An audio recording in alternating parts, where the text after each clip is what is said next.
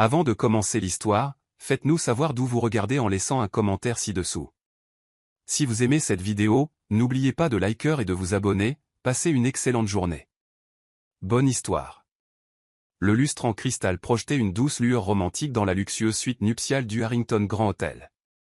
Elise Johnson se tenait près des fenêtres allant du sol au plafond, ses doigts fins traçant la délicate dentelle de sa robe de mariée, tandis qu'elle contemplait les lumières de la ville scintillant sous le ciel nocturne de velours. La bague en diamant à son doigt captait la lumière, envoyant des prismes danser sur le mur. Elle était désormais Madame Harrington, du moins c'est ce qu'elle pensait. À 28 ans, Elise avait accompli plus que la plupart, une brillante développeuse de logiciels avec une confiance acquise et une beauté éclatante. Elle avait bâti sa réputation à partir de rien, tout comme son père avait construit sa petite entreprise de technologie de A à Z. Sa peau foncée brillait de bonheur et ses yeux pétillaient d'anticipation de la vie à venir avec Nathan Harrington, l'homme dont elle était tombée amoureuse malgré leur monde différent. Nathan, appelait-elle, sa voix mélodieuse, mais teintée de confusion. Il s'était excusé il y a près d'une heure, prétextant qu'il devait passer un appel d'affaires important. Le champagne dans leur verre était devenu plat, les pétales de rose sur le lit king size intact.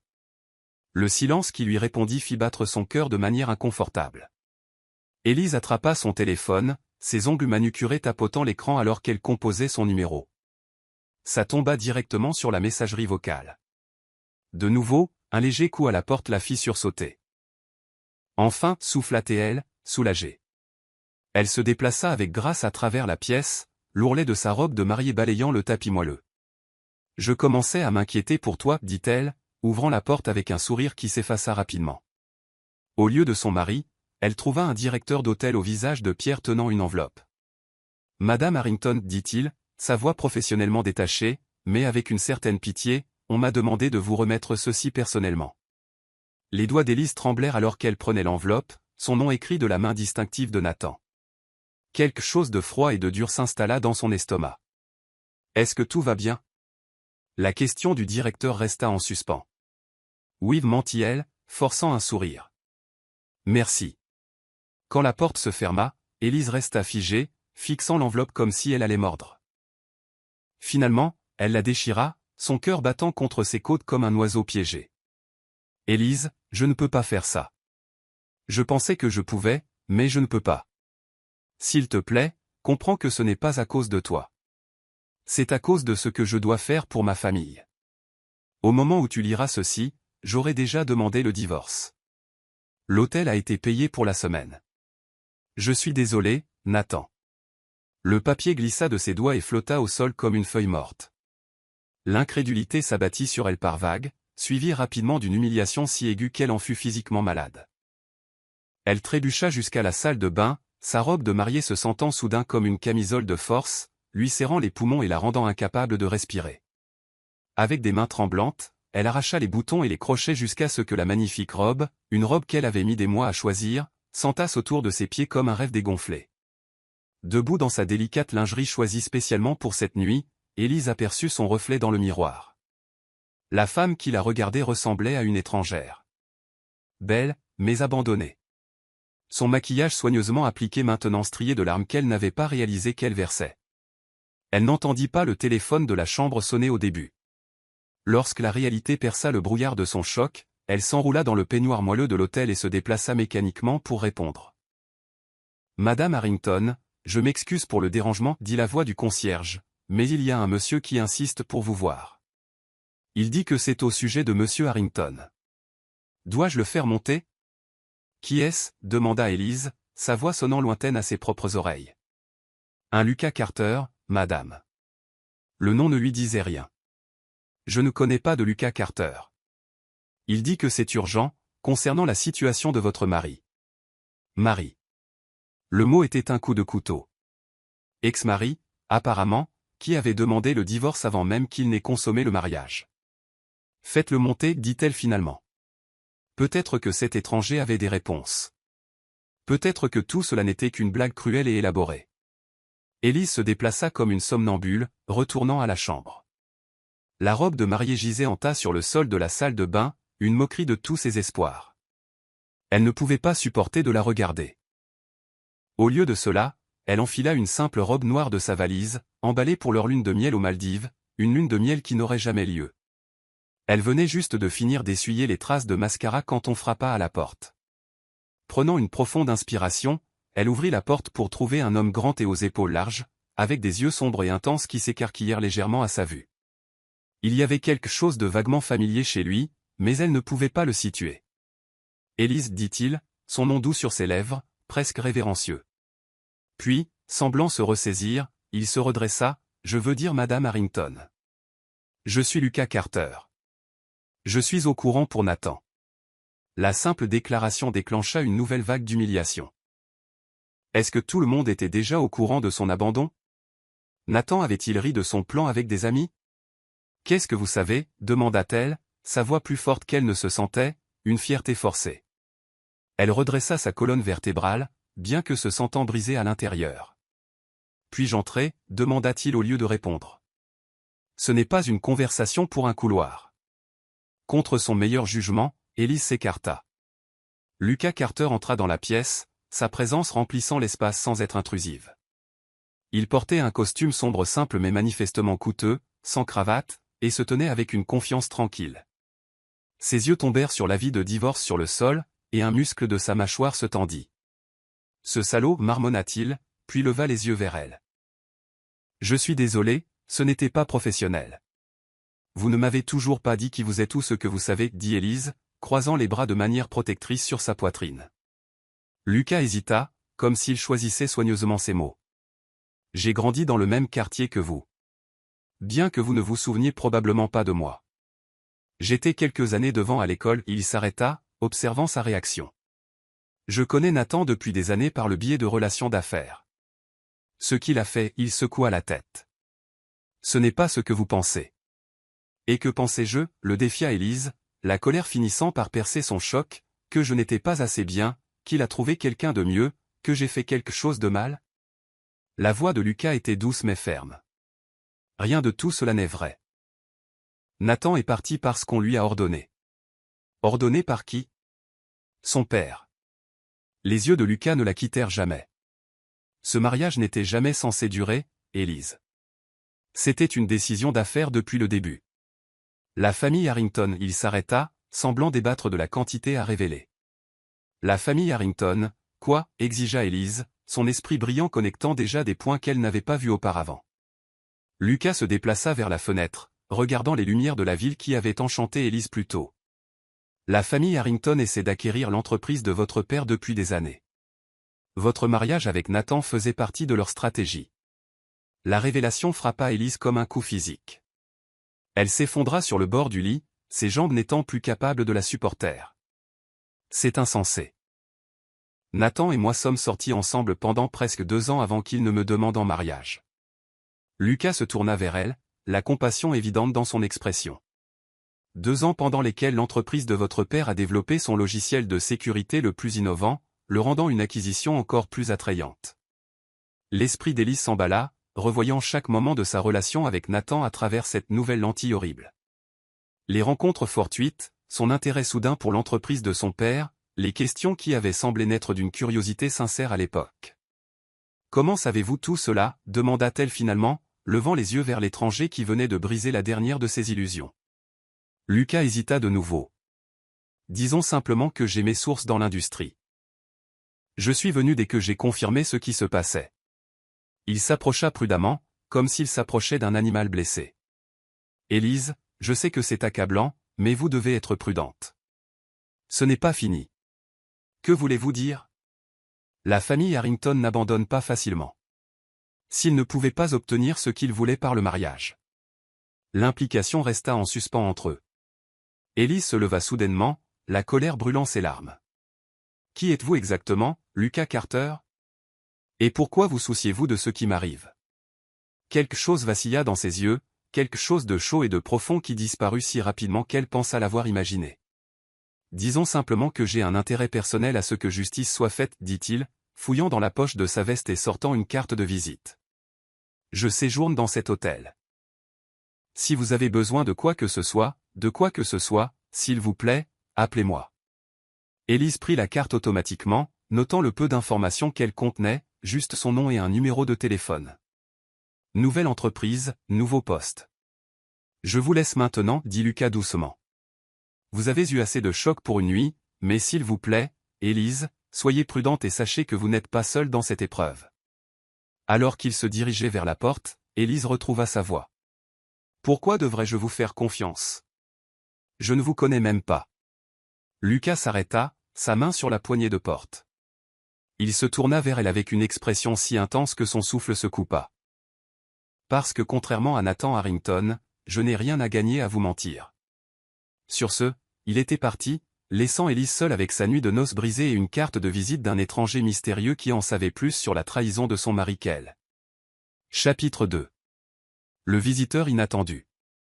La lumière du matin filtrait à travers les rideaux, projetant une dure réalité sur la suite nuptiale. Élise avait à peine dormi, son esprit s'emballant entre l'incrédulité, l'humiliation et la rage. Les papiers de divorce étaient arrivés par coursier à 7 heures du matin. Nathan n'avait pas perdu de temps pour rendre leur séparation officielle. La rapidité de tout cela ne faisait que confirmer les mots de Lucas Carter, cela avait été planifié. Élise était assise en tailleur sur le canapé, toujours dans ses vêtements de nuit, les cheveux attachés en un chignon désordonné, alors qu'elle parcourait les documents. Malgré sa tourmente émotionnelle, son esprit analytique ne put s'empêcher de noter la minutie de l'accord prénuptial qu'elle avait signé. À l'époque, elle avait pensé que c'était une procédure standard pour quelqu'un de la famille riche de Nathan. Maintenant, chaque clause ressemblait à une autre trahison calculée. Son téléphone vibra sur la table basse. C'était son père. Ma petite, la voix grave de Samuel Johnson sortit du haut-parleur, le souci évident. J'ai essayé de te joindre depuis hier soir. Qu'est-ce qui se passe? Le père de Nathan vient de m'appeler au sujet d'un développement malheureux. Élise ferma les yeux, la honte la submergeant à nouveau. Papa, Sa voix se brisa. Nathan m'a quitté hier soir après le mariage. Le silence à l'autre bout était assourdissant.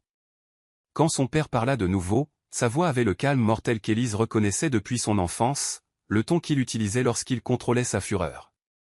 Où es-tu maintenant? Toujours à l'hôtel. Fais tes valises. Je viens te chercher. Non, papa, dit Élise fermement, essuyant une larme qui s'était égarée. Je suis une adulte. Je me suis mise dans ce pétrin et je m'en sortirai. Même si les mots sortaient de sa bouche, elle réalisa qu'elle n'avait aucune idée de ce que seraient ses prochaines étapes. Son appartement avait été sous-loué en prévision de son emménagement dans l'appartement terrasse de Nathan, son travail qu'elle avait démissionné, prévoyant de prendre une lune de miel prolongée avant de considérer son prochain mouvement de carrière. Élise, écoute-moi. La voix de son père devint urgente. Quelque chose ne va pas. Hier matin, Harrington Sir a fait une autre offre pour Johnson Tech, le triple de ce qu'il a offert le mois dernier. L'information frappa Élise comme un coup de foudre. Les avertissements de Lucas résonnaient dans ses oreilles. As-tu accepté? Bien sûr que non. Notre logiciel de sécurité est sur le point de révolutionner le marché. Il vaut 10 fois ce qu'il a offert. La fierté éclipsa momentanément le souci dans la voix de son père, mais le timing semble suspect maintenant. On frappa à la porte, interrompant leur conversation. Papa, il y a quelqu'un. Je te rappellerai. Élise s'approcha de la porte, vérifiant prudemment le Judas. Lucas Carter se tenait dans le couloir, sa haute silhouette décontractée en jean foncé et une chemise boutonnée bleu clair qui mettait en valeur ses larges épaules. Malgré les circonstances, Élise ne put s'empêcher de remarquer à quel point il était beau à la lumière du jour, sa mâchoire forte contrastant avec des yeux étonnamment doux. Elle ouvrit la porte de quelques centimètres, toujours en short de nuit et débardeur. Monsieur Carter, je ne m'attendais pas à vous. Ses yeux tracèrent brièvement son apparence avant de se poser poliment sur son visage.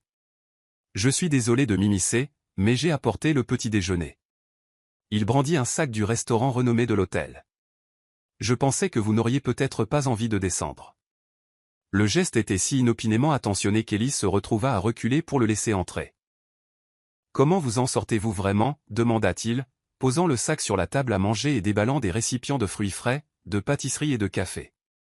Aussi bien que possible, quand on vous sert des papiers de divorce avant votre nuit de noces, répondit sèchement Élise, passant une main dans ses cheveux ébouriffés de manière embarrassée. Donnez-moi une minute pour me changer. Quand elle sortit de la chambre en jean et une simple blouse, Lucas avait disposé le petit déjeuner sur la table et examinait les papiers de divorce avec un froncement de sourcils. Ceux-ci ont été préparés il y a des semaines, dit-il, sans lever les yeux. La date de préparation est enterrée dans le jargon juridique, mais elle est là. Page 17, paragraphe 3. Élise prit les papiers, trouvant la référence exactement là où il l'avait indiqué. Ses mains tremblèrent d'une colère renouvelée. Il le savait depuis le début.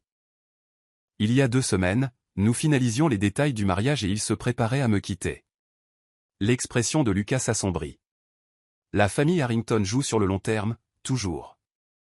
Il désigna la nourriture. Vous devriez manger quelque chose. Étonnamment, Élise se rendit compte qu'elle avait faim. Pendant qu'il mangeait, Lucas expliqua davantage son lien avec la situation. Je suis les pratiques commerciales de la famille Harrington depuis des années, dit-il, entre 2 bouchées de croissants. Leur compagnie maritime est légitime, mais il y a d'autres entreprises qui opèrent dans des zones grises.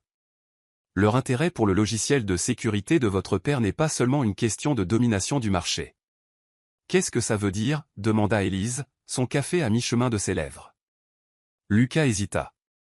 Les algorithmes de cryptage de votre père pourraient être réutilisés pour des choses au-delà de la sécurité d'entreprise.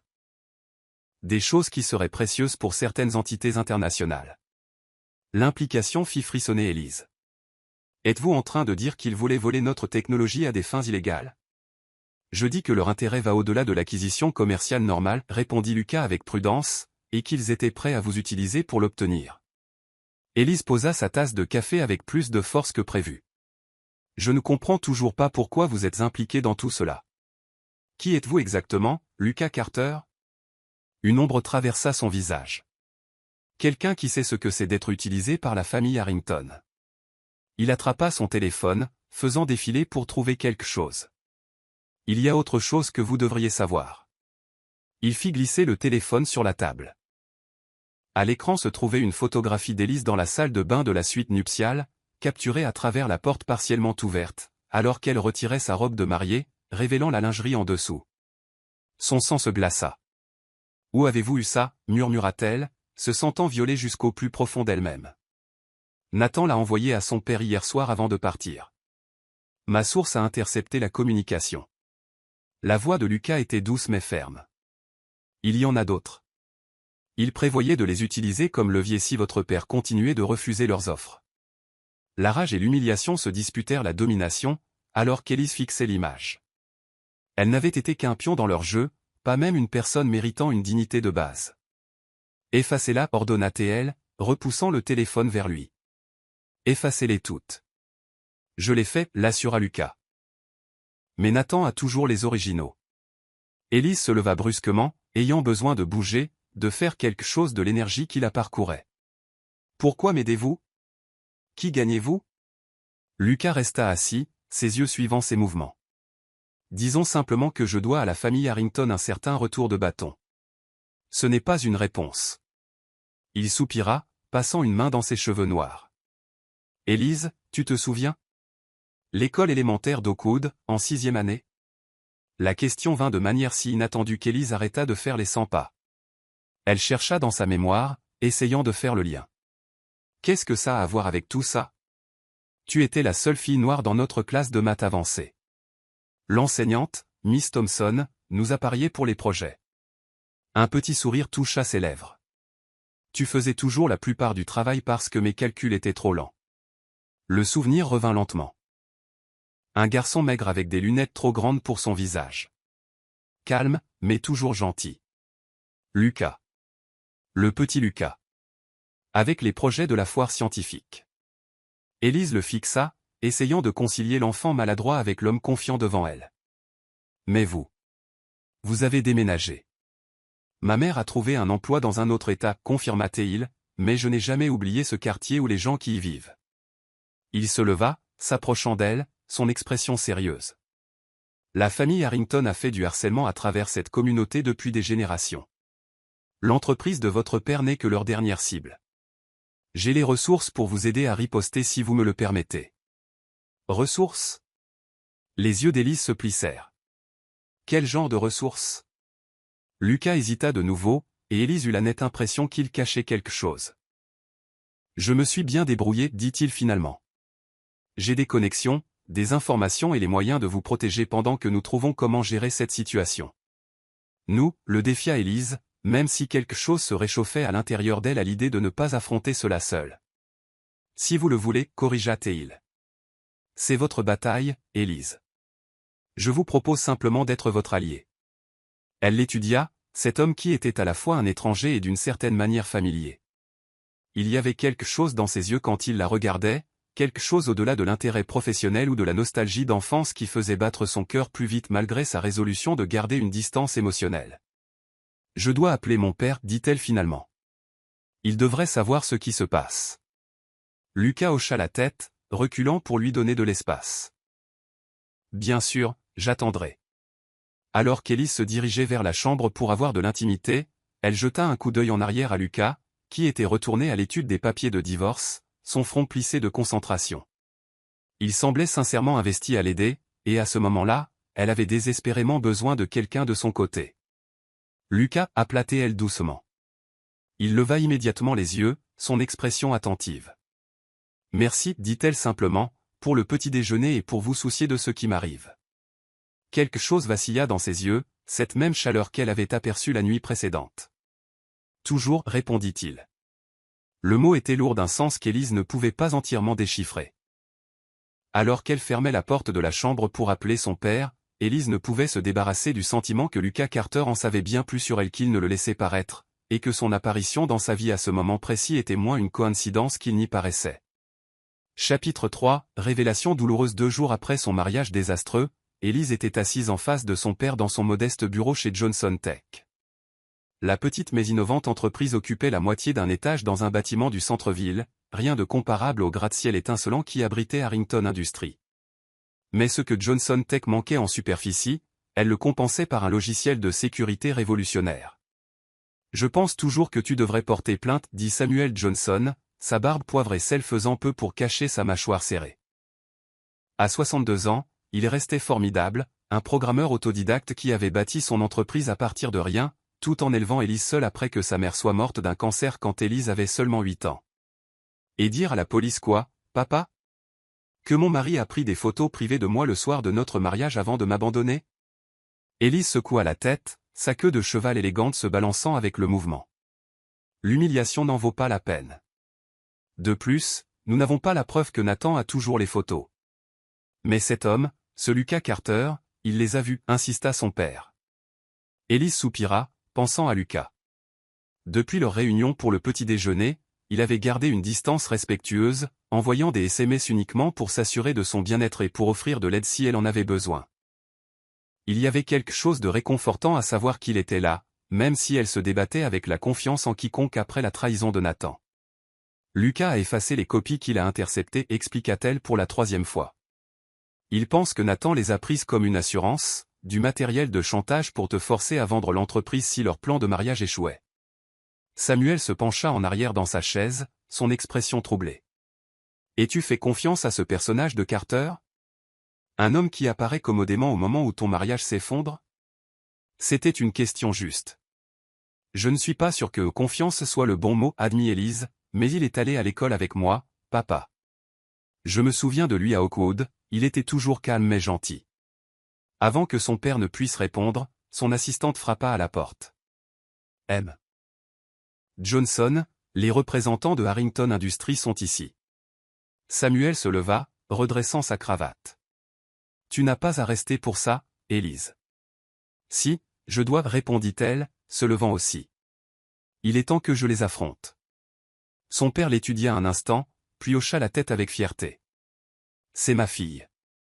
La salle de conférence semblait trop petite une fois occupée par Élise, son père et 3 cadres de Harrington Industries, y compris le père de Nathan, Edward Harrington, un homme impérieux d'une 60aine d'années avec des yeux bleus froids et pas un cheveu gris de travers.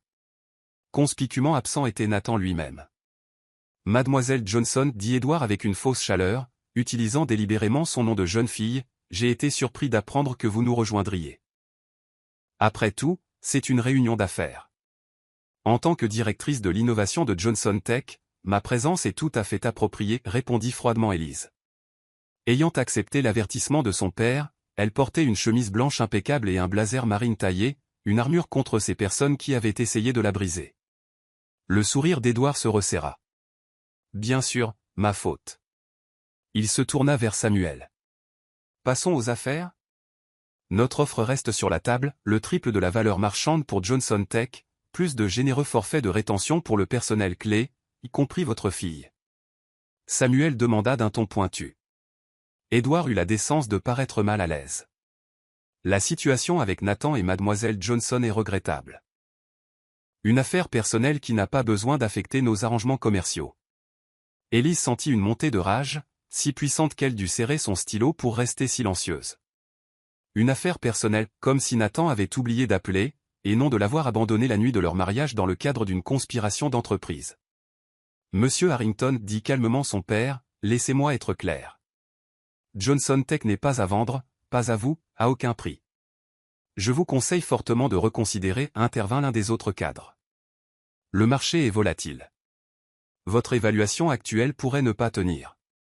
Est-ce une menace? Demanda Élise, incapable de se contenir plus longtemps. Édouard Harrington tourna son regard froid vers elle. Simplement une observation du marché, mademoiselle Johnson, bien que je comprenne pourquoi vous pourriez être sensible aux affronts perçus après les événements récents. La condescendance dans son ton fit bouillir le sang d'Élise. Les événements récents orchestrés par votre famille, vous voulez dire? Dites-moi, monsieur Harrington, depuis combien de temps vous et Nathan avez-vous planifié cela? Était-ce avant ou après qu'il ne me demande en mariage? Élise l'a mis en garde son père doucement. L'expression d'Édouard s'endurcit. Je ne suis pas sûr de ce que vous insinuez, mais les décisions personnelles de mon fils lui appartiennent. Si votre relation a échoué, vous devriez peut-être examiner vos propres défauts plutôt que d'inventer des conspirations. Élise se pencha en avant. Intéressant. Alors les papiers de divorce préparés 2 semaines avant notre mariage n'étaient qu'une précaution? Et je suppose que les photos que Nathan a prises de moi dans notre suite nuptiale n'étaient aussi que d'innocents souvenirs. Le clignement momentané des yeux d'Édouard lui dit tout ce qu'elle avait besoin de savoir. Il ne s'était pas attendu à ce qu'elle soit au courant des photos. Je pense que cette réunion est terminée, déclara Samuel en se levant. Messieurs, la sécurité va vous escorter à l'extérieur. Alors que le contingent Harrington rassemblait ses affaires, Édouard s'arrêta à côté de la chaise d'Élise. Vous jouez un jeu dangereux, mademoiselle Johnson, murmura-t-il, trop bas pour que les autres l'entendent. Faites attention à ne pas vous brûler. Après leur départ, Élise laissa échapper un souffle tremblant qu'elle n'avait pas réalisé qu'elle retenait. Tu savais pour les photos, dit son père, non pas une question mais une déclaration.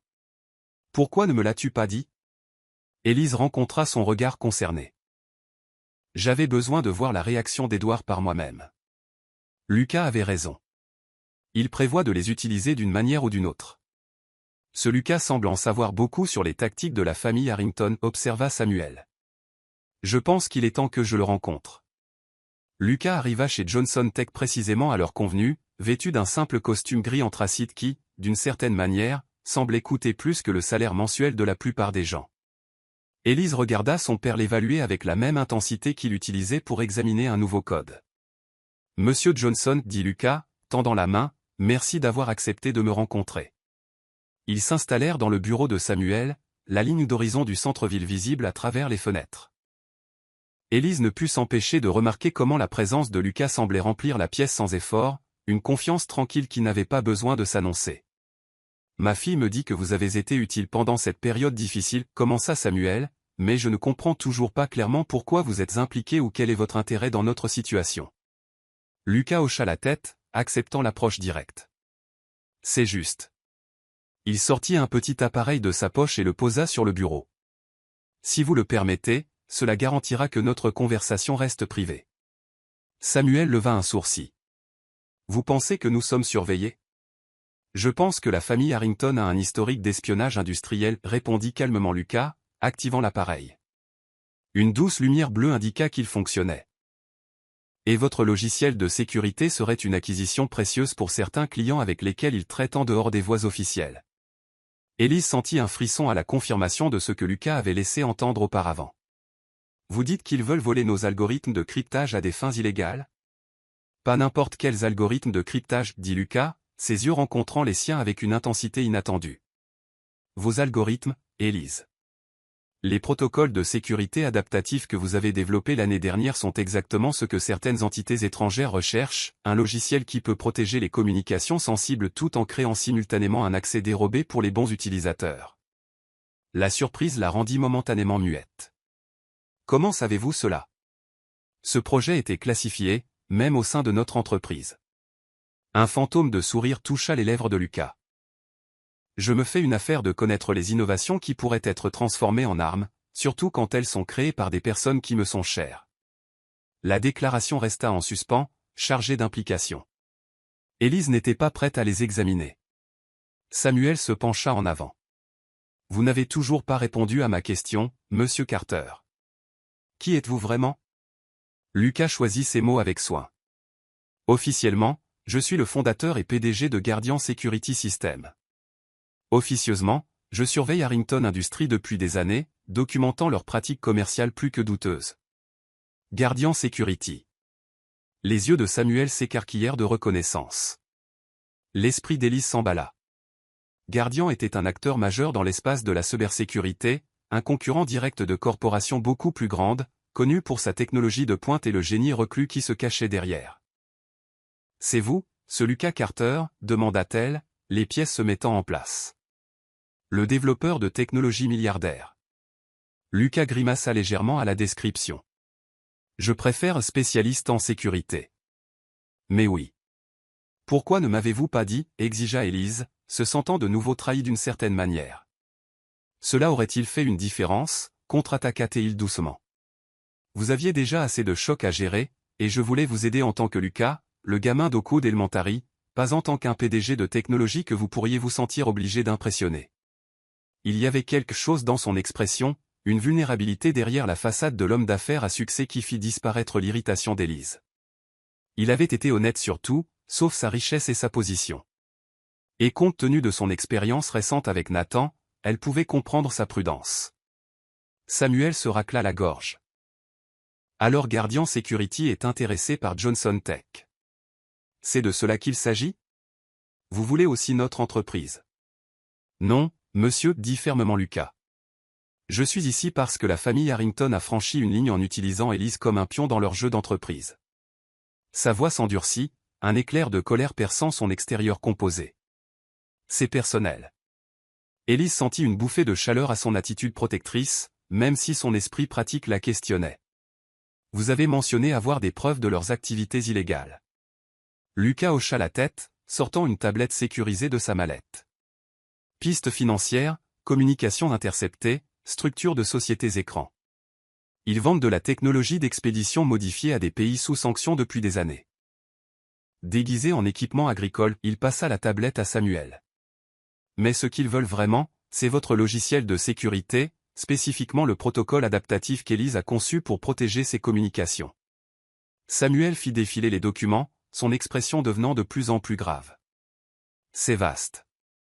Et irrecevable devant un tribunal, puisque la plupart a été obtenue par des voies peu orthodoxes, admit Lucas. Mais c'est suffisant pour comprendre à quoi nous avons affaire. Ce qui nous ramène aux photos, dit tranquillement Élise. S'ils ne peuvent pas acheter notre entreprise légitimement. L'expression de Lucas s'assombrit. Ils les utiliseront pour vous forcer la main, la réputation de votre père, votre dignité. Des dommages collatéraux dans leur stratégie commerciale. Le caractère direct de son évaluation frappa Élise comme un coup physique. Alors nous devons récupérer ces photos. Ce ne sera pas facile, prévint Lucas. Nathan garde tout ce qui est sensible sur un disque crypté, et après la réunion d'aujourd'hui, ils seront sur leur garde.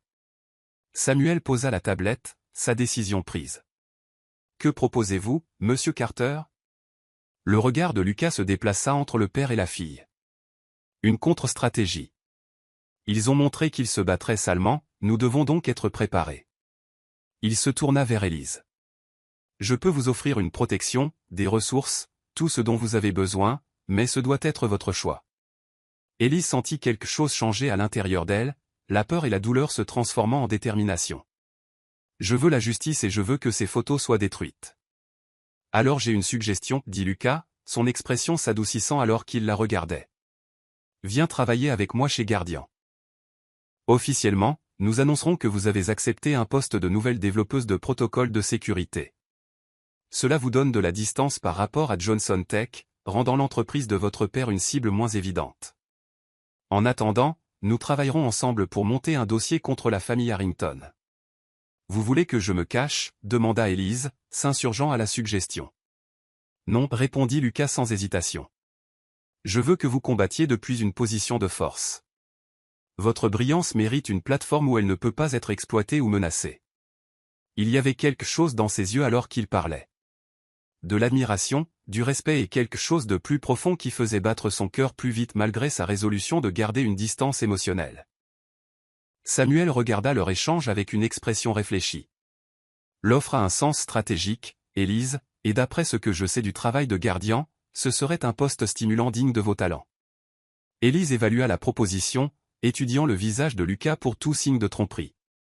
Malgré tout, elle se retrouvait à vouloir lui faire confiance, à cet homme de son passé qui était réapparu à son moment le plus sombre avec des offres d'aide et de protection. Si je fais cela, dit-elle finalement, j'ai besoin d'une transparence totale à partir de maintenant. Plus d'identité cachée ou de vérité partielle. Lucas hocha la tête sans hésitation. Vous avez ma parole. Quelque chose de non dit passa entre eux, une connexion qui transcendait leurs circonstances actuelles, faisant allusion à des possibilités. Élise n'était pas prête à le reconnaître. Alors j'accepte, dit-elle, tendant sa main de manière professionnelle. Quand Lucas la prit, son contact était chaleureux et sûr, envoyant un courant inattendu le long de son bras qui n'avait rien à voir avec des arrangements d'affaires. Pour la première fois depuis sa nuit de noces, Élise ressentit autre chose que de la douleur et de la colère, un dangereux battement d'espoir qu'avec l'aide de cet homme, elle pourrait non seulement retrouver sa dignité, mais aussi son avenir. Chapitre 4, nouveau départ. Le siège social élégant et vitré de Guardian Security Systems s'élevait à 40 étages au-dessus du centre-ville, son extérieur réfléchissant scintillant sous la lumière du soleil matinal alors qu'Élise approchait de l'entrée. 2 semaines s'étaient écoulées depuis qu'elle avait accepté l'offre d'emploi de Lucas, 2 semaines d'organisation frénétique alors qu'elle emménageait dans un immeuble d'appartements sécurisé appartenant à Guardian et se préparait à commencer sa nouvelle vie professionnelle. Bonjour, Mademoiselle Johnson, la salua le garde de sécurité avec un hochement de tête respectueux. M. Carter a demandé que vous soyez escorté directement à son bureau à votre arrivée. Élise le remercia, serrant son portfolio en cuir, alors qu'il montait dans l'ascenseur jusqu'au dernier étage. Malgré son calme apparent, son estomac était agité par une énergie nerveuse. Ce n'était pas seulement un nouveau travail. C'était un mouvement calculé dans un jeu dangereux avec la famille Harrington. La suite exécutive de Lucas était étonnamment modeste, fonctionnelle et élégante plutôt qu'ostentatoire. Il se leva quand elle entra, son visage s'illuminant d'une manière qui fit involontairement s'accélérer son pouls. Élise, dit-il chaleureusement, contournant son bureau, bienvenue chez Guardian. Merci pour cette opportunité, répondit-elle professionnellement, bien qu'elle ne pût s'empêcher de remarquer comment sa chemise taillée mettait en valeur ses larges épaules. Depuis qu'elle avait appris sa véritable identité, elle avait fait des recherches approfondies sur lui, le prodige de la technologie qui avait bâti Guardian à partir de rien pour en faire une puissance de la cybersécurité évaluée à des milliards. Pourtant, il restait intensément discret, apparaissant rarement sur les photos de presse et jamais dans les pages sociales. Lucas désigna la femme qui était entrée silencieusement derrière eux. Voici Noraline, ma directrice des opérations et la personne qui fait réellement fonctionner Guardian. Nora, une femme aux yeux vifs d'une 40aine d'années avec un carré élégant, offrit un sourire en coin. Il n'exagère pas. Lucas est brillant avec le code mais désespérant avec l'emploi du temps. Elle tendit la main. J'ai suivi votre travail, Madame Johnson. Vos protocoles de sécurité adaptatifs sont révolutionnaires. S'il vous plaît, appelez-moi Élise, répondit-elle. Surprise par l'accueil chaleureux. Et merci. Je suis impatiente de voir comment il pourrait s'intégrer dans le cadre de Guardian. Vous aurez toutes les ressources dont vous avez besoin, l'assura Lucas.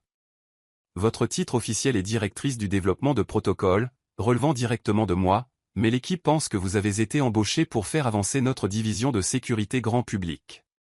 Élise leva un sourcil. Donc, ils ne connaissent pas la vraie raison pour laquelle je suis ici. Seule Nora et notre chef de la sécurité connaissent toute la situation, confirma Lucas. Moins il y a de personnes au courant de notre contre-opération contre Harrington Industries, mieux c'est. Nora vérifia sa tablette. Votre équipe est réunie dans la salle de conférence C pour les présentations. Je vous y emmène une fois que vous serez installé. Elle s'excusa, laissant Élise seule avec Lucas. « Comment allez-vous vraiment » demanda-t-il, son comportement professionnel s'adoucissant en une véritable préoccupation. Élise apprécia qu'il n'essaie pas de la toucher, n'offrant pas de confort physique vide comme tant d'autres auraient pu le faire. « Je suis concentrée » répondit-elle sincèrement. « C'est plus facile que de s'attarder sur ce que Nathan a fait reflète sur lui, pas sur vous » dit fermement Lucas. « Logiquement, je le sais » Élise se déplaça vers la fenêtre, regardant la ville en dessous. « Mais la logique n'arrête pas les cauchemars, d'imaginer que ces photos soient vues par d'autres, utilisées contre mon père. » Lucas la rejoignit à la fenêtre, veillant à maintenir une distance respectueuse. « Nous les récupérons » promit-il. « En attendant, j'ai quelque chose pour vous. » Il lui tendit un petit appareil qui ressemblait à un élégant bracelet. Cela a un bouton de panique, un traceur GPS et un lien de communication direct avec la sécurité, juste au cas où. L'implication qu'elle pourrait avoir besoin d'une telle protection était déconcertante. Pensez-vous vraiment qu'ils essaieraient quelque chose de physique ? Je pense que la famille Harrington n'aime pas perdre, répondit Lucas d'un ton sombre. Et en ce moment, vous qui vous éloignez de leur plan représente une perte significative. On frappa à la porte, les interrompant. Nora revint avec une tablette pour Élise. Vos identifiants de sécurité, l'accès au bâtiment et les fichiers de projet. Votre équipe est prête dès que vous l'êtes. Les heures suivantes passèrent dans un tourbillon de présentations et de discussions techniques. À la grande surprise d'Élise, sa nouvelle équipe était exceptionnelle, des programmeurs et des spécialistes de la sécurité brillants qui ont accepté son leadership sans poser de questions. À l'heure du déjeuner, elle était déjà plongée dans la planification collaborative d'amélioration des protocoles de cryptage de Guardian. Vous avez fait forte impression, commenta Lucas, quand il la trouva encore en train de travailler dans la salle de conférence tard dans l'après-midi. Le reste de l'équipe était parti, laissant des tasses de café à moitié vides et des schémas éparpillés sur les écrans numériques. Élise leva les yeux de sa tablette, réalisant avec surprise qu'elle avait été si absorbée par le travail qu'elle avait perdu la notion du temps. Ils sont incroyablement talentueux. L'approche de résistance quantique que Michael a suggérée s'intègre parfaitement à mes algorithmes adaptatifs. Lucas sourit, s'appuyant contre le cadre de la porte. Je n'embauche que les meilleurs. Son expression devint plus sérieuse. Êtes-vous prête pour la phase 2 ? La phase 2. La raison pour laquelle elle était vraiment chez Guardian, enquêter sur Nathan et les activités illicites de la famille Harrington tout en développant une stratégie pour récupérer les photos compromettantes. Élise se redressa, mettant de côté le travail technique qui avait fourni une si bienvenue distraction. Aussi prête que je le serai jamais. Ils se déplacèrent vers une salle sécurisée où Nora et Javier Moral, le chef de la sécurité de Guardian, un ancien officier du renseignement militaire avec des yeux perçants et une barbe naissante perpétuelle, les attendaient. Nous avons surveillé les communications de Harrington, commença Javier sans préambule. Votre confrontation chez Johnson Tech les a secoués. Ils ont accéléré les négociations avec Shanghai, la compagnie que nous croyons être leur client actuel pour vos protocoles de sécurité. Qu'est-ce qu'ils veulent exactement avec mon travail ? Demanda Élise. Lucas afficha des documents sur l'écran principal. Ils fournissent des services de communication à certaines entités gouvernementales. Vos protocoles adaptatifs leur permettraient de créer le système de surveillance ultime, apparemment sécurisé tout en offrant un accès dérobé à quiconque contrôle les clés maîtresses. La réalisation de la manière dont son innovation pouvait être transformée en arme donna à Élise une sensation de malaise et les photos. L'expression de Javier s'endurcit. Nathan les garde sur un disque dédié. Nous avons identifié où il est stocké, mais l'extraction sera difficile. Nous devons être certains que les copies sont sécurisées avant de nous retourner contre eux publiquement, ajouta Nora. Sinon, ils pourraient les distribuer par dépit. La discussion clinique d'une violation si personnelle fit rougir les joues d'Élise d'humiliation et de colère. Lucas a dû le remarquer car il a subtilement redirigé la conversation vers la planification stratégique. Au cours des 2 heures suivantes, ils ont développé une approche en plusieurs phases pour monter leur dossier contre Harrington Industries tout en travaillant à sécuriser les photos compromettantes. Au moment où ils eurent terminé, Élise se sentait à la fois épuisée et énergisée, concentrée sur une voie à suivre plutôt que de s'attarder sur la trahison. Vous devriez rentrer chez vous, dit Lucas. Alors qu'il terminait, les premiers jours sont toujours épuisants. En fait, j'aimerais continuer à travailler sur les spécifications d'intégration pendant un certain temps, répondit Élise. Le travail technique est stabilisant. Lucas la regarda avec compréhension. Je vois ce que vous voulez dire. Le code a un sens, même quand les gens n'en ont pas. Il hésita, mais vous avez aussi besoin de repos. Laisse-moi au moins commander quelque chose pour dîner. Quelque chose dans son attention, le fait qu'il ne force pas mais qu'il soutienne, fit qu'une chaleur se répandit dans la poitrine d'Élise. Merci. Ce serait bien. Ils finirent par partager de la nourriture thaïlandaise dans le bureau de Lucas, des schémas techniques étalés entre eux alors qu'ils faisaient un brainstorming. Élise se sentit se détendre alors qu'il retrouvait le rythme familier de la résolution de problèmes en collaboration. C'était un terrain connu, la danse élégante des algorithmes et des protocoles de sécurité.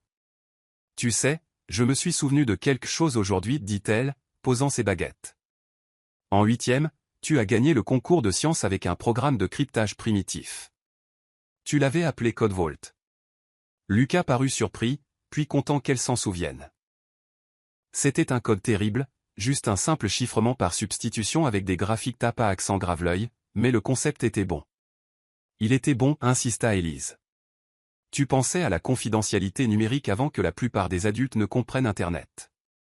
Alors que tu redessinais déjà l'architecture de réseau, répliqua Théil avec un sourire. Madame Thompson disait que tu étais l'élève la plus brillante qu'elle ait jamais eue. Je me souviens quand Timmy Rogers a supprimé tout ton travail la veille du concours, dit Élise, le souvenir d'une vivacité inattendue. Tu es resté debout toute la nuit pour le réécrire. Les yeux de Lucas s'écarquillèrent. Je n'arrive pas à croire que tu te souviennes de ça. Tu es arrivé avec les yeux rouges, mais un programme qui fonctionnait, continua-t-elle. C'est la première fois que j'ai réalisé ce qu'était la vraie détermination. Les souvenirs partagés créèrent une intimité inattendue entre eux, une connexion qui précédait leurs circonstances compliquées actuelles. C'est étrange, médita Élise, de penser que nos chemins auraient pu continuer l'un à côté de l'autre si ta famille n'avait pas déménagé. Quelque chose vacilla dans les yeux de Lucas, une ombre d'une vieille douleur. Ma mère n'a pas eu beaucoup le choix après le départ de mon père. Le travail dans la technologie à Seattle payait le double de ce qu'elle pouvait gagner ici.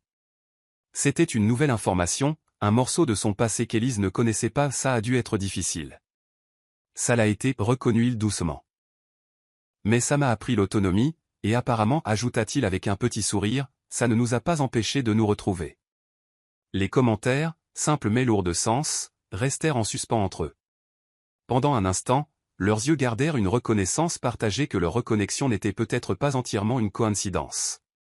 Lorsqu'elle ramassa finalement ses affaires, la fatigue la rattrapant, Lucas la raccompagna jusqu'à l'ascenseur privé. Ton appartement sécurisé est approvisionné avec tout ce dont tu pourrais avoir besoin, dit-il. Mais s'il manque quelque chose, fais-le savoir au concierge de l'immeuble. Lucas, dit Élise doucement alors que l'ascenseur arrivait. Pourquoi fais-tu tout ça? La vérité, cette fois. Il soutint son regard, quelque chose de vulnérable traversant ses traits habituellement calmes. Parce qu'il y a 18 ans, j'ai vu la fille la plus forte, la plus intelligente et la plus belle que je connaissais se lever devant toute notre classe et défendre son projet scientifique lorsque M. Ellis a essayé de laisser entendre que son père l'avait aidé à le construire. Le souvenir frappa Élise avec une force surprenante, l'insulte de l'enseignant, la fureur et la douleur qu'elle avait causée. Tu lui as dit que tu avais écrit chaque ligne de code toi-même, continua Lucas doucement, et tu as ensuite procédé à l'explication de ton algorithme de manière si brillante que même lui ne pouvait plus douter de toi. Son sourire était teinté d'admiration. J'ai décidé ce jour-là que je voulais être aussi courageux que toi. J'ai échoué, bien sûr, j'ai fui trop de choses dans ma vie, mais je n'ai jamais oublié ce moment. Le fait que quelqu'un t'ait fait du mal, dit Lucas, sa voix basse et intense. Que quelqu'un t'ait utilisé comme un pion dans son jeu. Je ne peux pas laisser ça se produire, pas quand j'ai les moyens d'aider. Avant qu'elle ne puisse répondre, son attitude professionnelle se réaffirma. Repose-toi, Élise. Demain, nous commencerons à construire notre dossier sérieusement. Alors que l'ascenseur la descendait, Élise se retrouva à toucher le bracelet sécurisé sur son poignet, son esprit rempli non pas de pensées de vengeance ou de peur, mais de la chaleur inattendue d'une connexion avec un homme qui avait gardé le souvenir de sa force pendant près de 2 décennies. Chapitre 5, tombé doucement 3 mois s'écoulèrent dans un tourbillon de productivité et de détermination. Élise s'épanouissait chez Guardian, ses approches innovantes des protocoles de sécurité impressionnant même les développeurs les plus expérimentés de son équipe. Ce qui avait commencé comme une démarche stratégique contre la famille Harrington s'était transformé en une véritable entreprise professionnelle épanouissante. Le matin d'octobre s'annonça vif et clair alors qu'Élise traversait l'étage exécutif de Guardian, hochant la tête à ses collègues qui la saluaient maintenant avec respect, frôlant l'admiration. Son intégration du chiffrement résistant au quantique avec des protocoles de sécurité adaptatifs avait attiré l'attention dans toute l'industrie, générant des chuchotements selon lesquels Guardian était sur le point de révolutionner la sécurité numérique. Les organisateurs de la conférence de Shanghai ont rappelé l'informa Nora alors qu'Élise passait devant son bureau. Il vous offre le statut d'intervenante principale si vous présentez le cadre théorique. Élise parut indécise. Le sommet international sur la sécurité était l'événement le plus prestigieux de l'industrie, et un discours principal consoliderait sa réputation professionnelle indépendamment de son travail chez Johnson Tech. Mais Shanghai était aussi le siège de Huawei, l'entreprise avec laquelle la famille Harrington s'associait illégalement. « En avez-vous discuté avec Lucas ?» demanda-t-elle. Le sourire entendu de Nora suggérait qu'elle comprenait le sous-texte.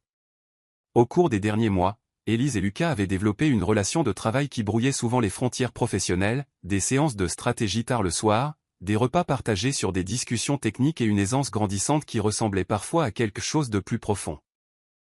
Il a dit que c'était votre décision, répondit Nora, mais Javier est préoccupé par les risques de sécurité si vous voyagez en Chine. Avant qu'Élise ne puisse répondre, son téléphone sécurisé vibra avec un message de Lucas. Mon bureau. Quand vous aurez un moment. Percé sur le projet H. Projet H. Leur code pour l'enquête Harrington. Le cœur s'accéléra. Élise se dirigea vers le bureau de Lucas, où elle le trouva avec Javier, les deux hommes étudiant des données sur plusieurs écrans. Que s'est-il passé demanda-t-elle, refermant la porte derrière elle. L'expression normalement stoïque de Javier affichait une pointe de satisfaction. Nous avons localisé la ferme de serveurs que Harrington Industries utilise pour leur communication non officielle avec des pays sanctionnés et il fit une pause pour les faits. Nous avons confirmé qu'elle contient les disques durs chiffrés personnels de Nathan. Le pouls d'Élise bondit. Y compris les photos? Presque certainement, répondit Lucas, se tournant vers elle, les yeux brillants de triomphe. C'est la pièce manquante dont nous avions besoin. Au fil des mois, ils avaient compilé des preuves exhaustives des transferts de technologies illégaux et des irrégularités financières de la famille Harrington, mais ils avaient encore besoin de récupérer les photos compromettantes avant de se retourner publiquement contre eux. Nous devons accéder à cette ferme de serveurs, continua Javier. Elle se trouve dans un centre de données d'une filiale de Harrington à Denver. La sécurité est stricte mais pas impossible. Quand nous mettons-nous en action, demanda Élise, se préparant déjà mentalement à la confrontation qu'elle anticipait depuis des mois. Lucas et Javier échangèrent des regards. C'est la partie compliquée, admit Lucas. L'audit annuel de sécurité de Harrington Industries commence la semaine prochaine. Pendant 3 jours, l'ensemble de leur réseau sera soumis à un examen exceptionnel avec des gardes et une surveillance supplémentaire. Il y a une fenêtre de maintenance où les protocoles de sécurité seront brièvement suspendus pour des mises à jour du système, ajouta Javier. C'est notre fenêtre, mais c'est dans 2 semaines. 2 semaines, répéta Élise, essayant de masquer sa déception face au délai. Lucas étudia son expression. En fait, ce timing joue en notre faveur. Le sommet de la technologie de Denver a lieu la semaine prochaine, et nous avons été invités à présenter le nouveau cadre de sécurité de Guardian. Vous voulez que nous assistions à une conférence pendant que nous attendons notre fenêtre d'opportunité, supposa Élise. Cela maintient notre couverture, nous sommes concentrés uniquement sur des affaires légitimes, confirma Javier. De plus, Denver nous met en position d'agir rapidement lorsque la fenêtre de maintenance s'ouvrira et Lucas ajouta avec une pointe d'hésitation, cela nous éloigne tous les deux de New York, loin de tout regard indiscret pendant que nous finalisons notre stratégie. Le plan avait un sens tactique, mais quelque chose dans le ton de Lucas suggérait qu'il y avait plus dans sa pensée. Avant qu'Élise ne puisse l'interroger davantage, Nora entra avec une nouvelle urgente. Harrington Industries vient d'annoncer un partenariat majeur avec Global Finance Solutions, rapporta TL en tendant à Lucas une tablette avec le communiqué de presse. Il le positionne comme une technologie bancaire sécurisée révolutionnaire. L'expression de Lucas s'assombrit alors qu'il lisait. C'est basé sur les protocoles d'Élise. Ils ont modifié l'architecture, mais les concepts de base sont indéniables. Élise prit la tablette, la colère s'enflammant alors qu'elle reconnaissait des éléments de son travail réutilisés sans permission. Ils agissent plus vite que nous ne l'avions prévu. Le moment de cette annonce, juste avant le sommet de Denver, n'est pas une coïncidence, observa Javier. Ils essaient d'établir une revendication publique sur la technologie avant que nous puissions les contester. La mâchoire de Lucas se serra d'une colère rarement affichée. Réservez-nous sur le vol de demain pour Denver, nous devons les devancer. Alors que Javier et Nora partaient faire les arrangements, Lucas se tourna vers Élise, son attitude professionnelle s'adoucissant. Je suis désolé. Je sais que voir votre travail volé et perverti comme ça doit être exaspérant. Ce n'est pas seulement de la colère, admit Élise, c'est la violation, d'abord ma vie personnelle, maintenant mon travail professionnel. Elle secoua la tête. Parfois, je me demande si je me sentirai un jour à nouveau pleinement en contrôle. Sans réfléchir, Lucas lui tendit la main, un geste de réconfort qui envoya une chaleur inattendue à travers elle malgré les circonstances. Nous allons tout récupérer, votre travail, votre vie privée, tout ce qu'ils ont pris. Son contact s'attarda un instant de plus que strictement nécessaire, ses yeux sombres tenant les siens avec une intensité qui coupa le souffle d'Élise. L'air entre sembla se charger de possibilités inexprimées, une tension qui s'était construite progressivement au cours de leurs mois de collaboration étroite. Lucas rompit le contact le premier, s'éclaircissant la gorge en reculant. Nous devrions nous préparer pour Denver.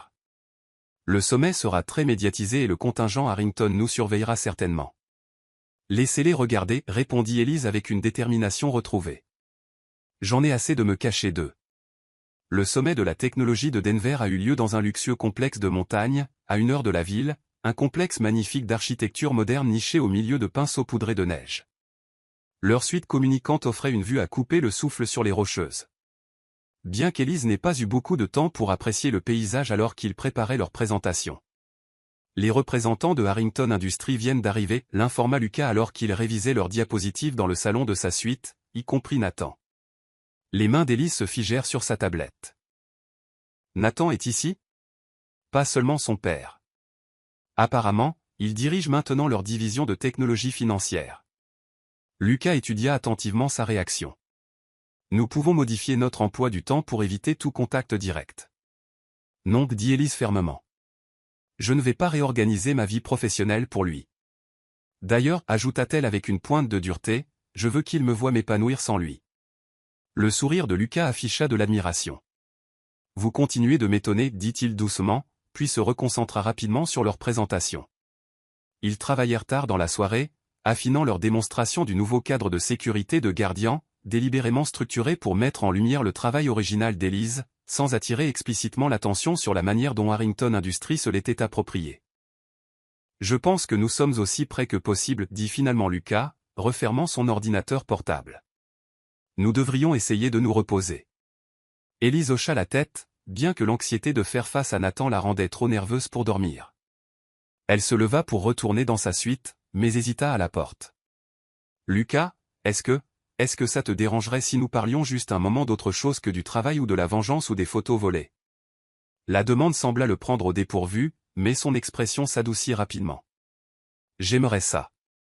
Ils finirent par se retrouver sur le balcon de la suite malgré le froid, emmitouflés dans les couvertures moelleuses du complexe, alors qu'ils regardaient les étoiles brillamment visibles dans le ciel de montagne. Leur conversation s'égara, passant des souvenirs d'enfance aux livres préférés, évitant délibérément le présent compliqué au profit de connexions plus simples. Tu t'es déjà demandé ce qui est arrivé à Madame Thompson, demanda Élise, son souffle visible dans l'air froid. Lucas gloussa. Je l'ai cherchée il y a quelques années, en fait. Elle a pris sa retraite en Floride. Elle continue de donner du mentorat à des étudiants doués en mathématiques, bien sûr. Bien sûr que tu as vérifié, sourit Élise, étrangement touchée. Tu as toujours été minutieux.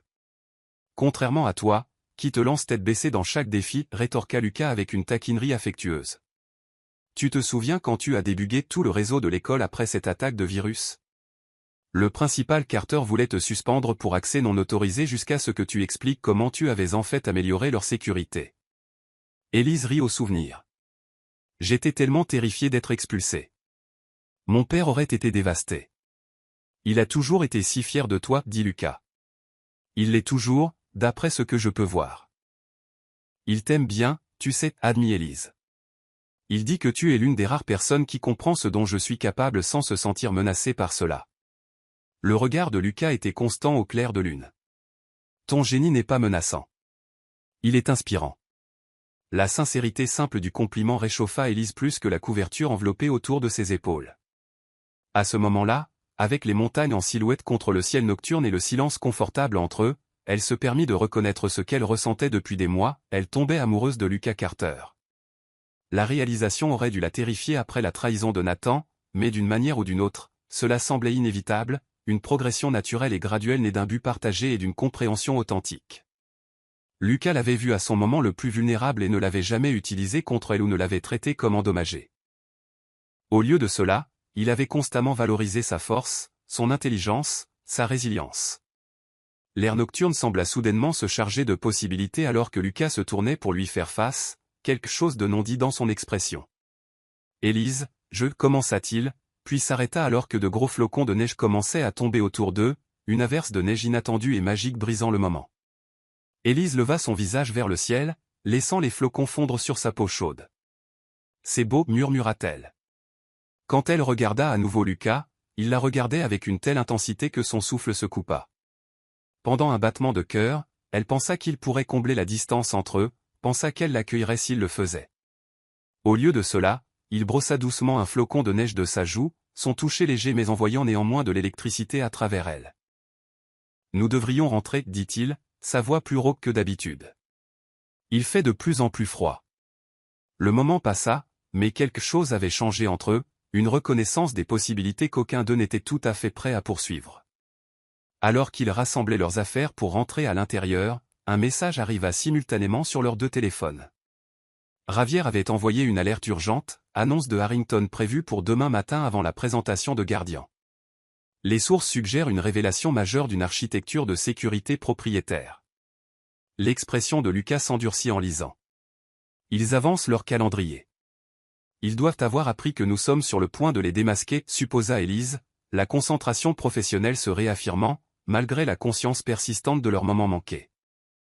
Alors nous ajustons notre stratégie en conséquence, répondit Lucas, la détermination remplaçant la chaleur dans ses yeux. S'ils accélèrent, nous aussi. Alors qu'ils rentraient à l'intérieur pour élaborer leur contre-attaque, Élise se retrouva prise entre deux courants puissants, l'élan grandissant de leur campagne contre la famille Harrington et l'attirance indéniable envers l'homme qui était devenu bien plus que son simple allié dans la quête de justice.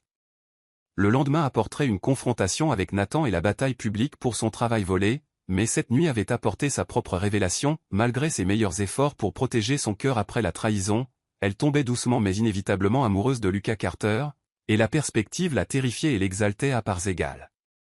Chapitre 6, la mascarade. Le hall principal du sommet de la technologie de Denver bourdonnait d'anticipation. Les cadres de l'industrie technologique et les journalistes remplissaient les sièges, attirés par l'annonce de Harrington Industries d'une infrastructure de sécurité révolutionnaire. Élise était assise avec rigidité à côté de Lucas, sa robe bordeaux élégante projetant une confiance qu'elle ne ressentait pas entièrement. « Prête, murmura Lucas, son épaule chaude contre la sienne. « Je le serai toujours, répondit-elle en gardant une expression neutre. Edward Harrington monta sur scène avec un charisme rodé, Nathan le suivant dans un costume sur mesure. Sa mâchoire se serra légèrement lorsqu'il aperçut Élise dans l'auditoire. Aujourd'hui, Harrington Industries présente fièrement SecureNet, annonça Edward sous des applaudissements enthousiastes, une architecture de sécurité complète qui révolutionne la protection des données financières. Alors qu'il détaillait le système, la colère d'Élise grandit. Ils avaient pris ces protocoles adaptatifs, exactement comme Lucas l'avait averti, créant un accès dérobé tout en maintenant l'illusion de sécurité. L'innovation principale, expliqua Nathan en douceur, est l'algorithme de réponse adaptatif qui identifie les menaces tout en maintenant les opérations du système. Mon algorithme, murmura Élise, ses ongles s'enfonçant dans sa paume. La main de Lucas couvrit la sienne brièvement. Attendez. Notre tour viendra. Après la présentation de Harrington, Edward et Nathan passèrent délibérément près d'Élise et Lucas. Mademoiselle Johnson reconnut Edward avec un sourire mince, quelle surprise. Je profite immensément de la conférence, répondit Élise froidement. En particulier de la réinterprétation créative d'un travail familier. Nathan parut mal à l'aise. Élise. Monsieur Harrington, l'interrompit-elle. Félicitations pour votre nouveau poste. Les relations familiales sont si précieuses pour construire une carrière, n'est-ce pas? La pique fit mouche. Le regard de Nathan se porta sur Lucas. Monsieur Carter, je ne savais pas que Guardian avait embauché Mademoiselle Johnson. La directrice Johnson supervise notre développement de protocole, répondit Lucas calmement. Ses contributions ont été transformatrices. Edward évalua la dynamique entre eux avant de s'éloigner avec son fils. La présentation d'Élise et Lucas démontra systématiquement le cadre de sécurité de Guardian, mettant en évidence la recherche originale sans accuser directement Harrington de vol. La distinction, expliqua Élise à l'auditoire captivé, est que notre approche donne la priorité à la sécurité réelle plutôt qu'aux capacités de surveillance. Pas de porte dérobée, pas de compromis. L'auditoire comprit clairement l'implication, en particulier les spécialistes techniques qui reconnaissaient les différences architecturales. Au moment où ils quittèrent la scène, le triomphe antérieur de Harrington Industries avait été efficacement sapé. Ravière a confirmé que son équipe est en position, rapporta Lucas alors qu'il se retirait dans un coin tranquille. Il a besoin d'une autorisation finale avant de continuer. Élise hocha la tête, le poids de la décision se posant sur ses épaules. Faisons-le. Le gala masqué transforma la grande salle de bal du complexe en une scène d'élégant mystère. Élise portait du bleu nuit, son masque en filigrane d'argent incrusté de petits saphirs. Lucas était saisissant dans son smoking et son masque d'obsidienne. Vous êtes à couper le souffle, dit-il doucement lorsqu'ils se rencontrèrent. Merci, répondit-elle, momentanément essoufflée. Avez-vous eu des nouvelles de Ravière? Tout se déroule comme prévu. Son équipe a accédé au réseau de sécurité du complexe pendant les discours principaux. Ils circulèrent parmi les leaders de l'industrie, conscients que les yeux de Nathan suivaient Élise chaque fois qu'elle apparaissait dans son champ de vision. Votre ex-mari ne peut pas s'empêcher de vous regarder, observa Lucas, son ton soigneusement neutre alors qu'il dansait. Laissez-le regarder, répondit Élise, étonnamment indifférente. Il a renoncé à tout droit d'aller au-delà de ça. Ravière a besoin d'une distraction près de l'entrée. La sécurité est plus vigilante que prévu. Élise sourit lentement. J'ai une idée. Suivez-moi. Elle orchestra une chute soigneusement chronométrée qui la fit directement tomber sur le chemin de Nathan. Oh, s'exclama-t-elle alors qu'il la stabilisait. Je suis désolé, ses talons sont traîtres. Nathan la retint par le coude plus longtemps que nécessaire. Élise, j'espérais vous parler en privé. Lucas apparut de manière protectrice. Tout va bien? Très bien, l'assura Élise. En fait, Monsieur Harrington voulait me parler. Pourriez-vous me chercher une autre boisson? Alors que Lucas se dirigeait vers le bar et le poste de sécurité près de l'entrée, Nathan guida Élise vers un coin plus calme. Je vous ai regardé avec Carter, dit-il sans préambule. Vous êtes devenus proches. Est-ce pour cela que vous vouliez me parler? Pour commenter mes relations professionnelles? Nous savons tous les deux que c'est plus que professionnel, rétorqua Nathan. Je reconnais les signes. Ce que tu reconnaissais avec moi, le défia Élise. Avant que tu ne me laisses le soir de notre mariage? Nathan tressaillit. C'est ce que je voulais expliquer. Ce n'était pas entièrement mon choix. Garde tes excuses. Rien ne pourrait justifier ce que tu as fait, pas même la sécurité de ton père. La voix de Nathan baissa. Élise, il se passe plus de choses que tu ne le penses. Mon père. Il fut interrompu alors qu'Élise hochait la tête vers Édouard qui faisait signe à Nathan. Alors que Nathan partait, Élise réalisa que leur confrontation avait atteint son but, attirer l'attention de la sécurité, pendant que Lucas glissait quelque chose à l'associé de Ravière près du bar. Mission accomplie, murmura Lucas quand elle le rejoignit. L'équipe de Ravière a maintenant accès à la grille de sécurité. Il étudia son expression. Qu'est-ce que Nathan a dit pour vous bouleverser? Rien d'important, mentit Élise, ne voulant pas exprimer ses nouvelles incertitudes. Juste qu'il essayait de justifier ses actions. Plus tard, Élise entendit des fragments de conversation sur le mystérieux fondateur de Guardian. Carter a construit cette entreprise à partir de rien, dit un dirigeant. Il a commencé dans son garage et maintenant il rivalise avec des géants de la technologie. La question est de savoir d'où il a obtenu son financement initial, répondit son compagnon. Personne ne passe d'une start-up de garage à une entreprise de sécurité d'1 milliard de dollars sans un soutien sérieux. Vers 23 heures, Lucas suggéra qu'ils prennent l'air. La nuit était froide mais claire, les étoiles brillantes au-dessus du paysage de montagne. Vous êtes restée silencieuse, observa Lucas. Vous avez des doutes? Élise se tourna vers lui. Devrais-je en avoir? Quelque chose dans son ton le rendit tendu. Qu'est-ce que Nathan vous a dit? Il suggéra. Il a laissé entendre que je ne sais pas tout sur vous, admit elle. Et je me suis rendu compte que c'est vrai. Lucas retira son masque, voulant qu'elle voie toute son expression. Que voulez-vous savoir? Comment avez-vous vraiment construit Guardian? Tout le monde dit que vous êtes apparu de nulle part avec une technologie de pointe et un financement important. Vous voulez la vérité? Oui, j'ai eu de l'aide. Après l'université, j'ai développé des algorithmes de sécurité qui ont attiré l'attention des agences gouvernementales. Elles ont fourni le financement initial, sa voix baissa. Mais j'ai passé la dernière décennie à m'assurer que Guardian reste indépendant. Pourquoi garder ça secret? Parce que des associés de la famille Harrington étaient impliqués au début. Quand j'ai refusé de permettre que ma technologie soit modifiée à des fins de surveillance, la même chose qu'ils essaient de faire avec vos protocoles, ces relations se sont envenimées. Avant qu'elle ne puisse répondre, son téléphone vibra avec le signal de Ravière. Elle est dégagée. Opération en cours. Retournez au gala pour la visibilité. Alors qu'il retournait dans la salle de bal, Élise s'excusa brièvement. Dans les toilettes des dames, elle entendit deux femmes bavarder. J'ai entendu dire que Carter était obsédé par elle depuis des années. Peterson de Cyber Solutions m'a dit que Carter l'avait spécifiquement recruté après ce mariage désastreux. Il a dit qu'il suivait sa carrière depuis l'université. Élise se figea. Suivre sa carrière depuis l'université et dépasser leur connexion d'enfance ou leur intérêt professionnel. Quand elle revint, le message urgent de Ravière arriva. Violation de sécurité détectée. Évacuée immédiatement. Alors que les alarmes retentissaient, Élise aperçut Nathan qui les regardait de l'autre côté de la pièce. Quand leurs yeux se croisèrent, il fit un signe de tête presque imperceptible vers une porte latérale, offrant de l'aide. Lucas la tira dans la direction opposée. Par ici. Je connais un autre chemin. Ils se hâtèrent vers l'héliport du complexe, où Ravière attendait avec l'hélicoptère d'entreprise de Guardian. Que s'est-il passé? Demanda Lucas alors qu'ils montaient à bord. Ils ont détecté nos tentatives d'accès, expliqua Ravière.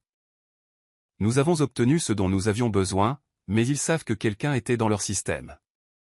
Alors que l'hélicoptère décollait, Élise ne pouvait pas se défaire du sentiment qu'elle fuyait non seulement la sécurité de Harrington, mais des vérités inconfortables sur l'homme à côté d'elle, des vérités qui pourraient tout changer entre eux. Chapitre 7, Ombre du passé. Le jet d'entreprise de Guardian atterrit sur un aérodrome privé à l'extérieur de New York juste après l'aube. Élise avait à peine parlé pendant le vol, son esprit tourbillonnant de questions sur le passé de Lucas et ses véritables intentions.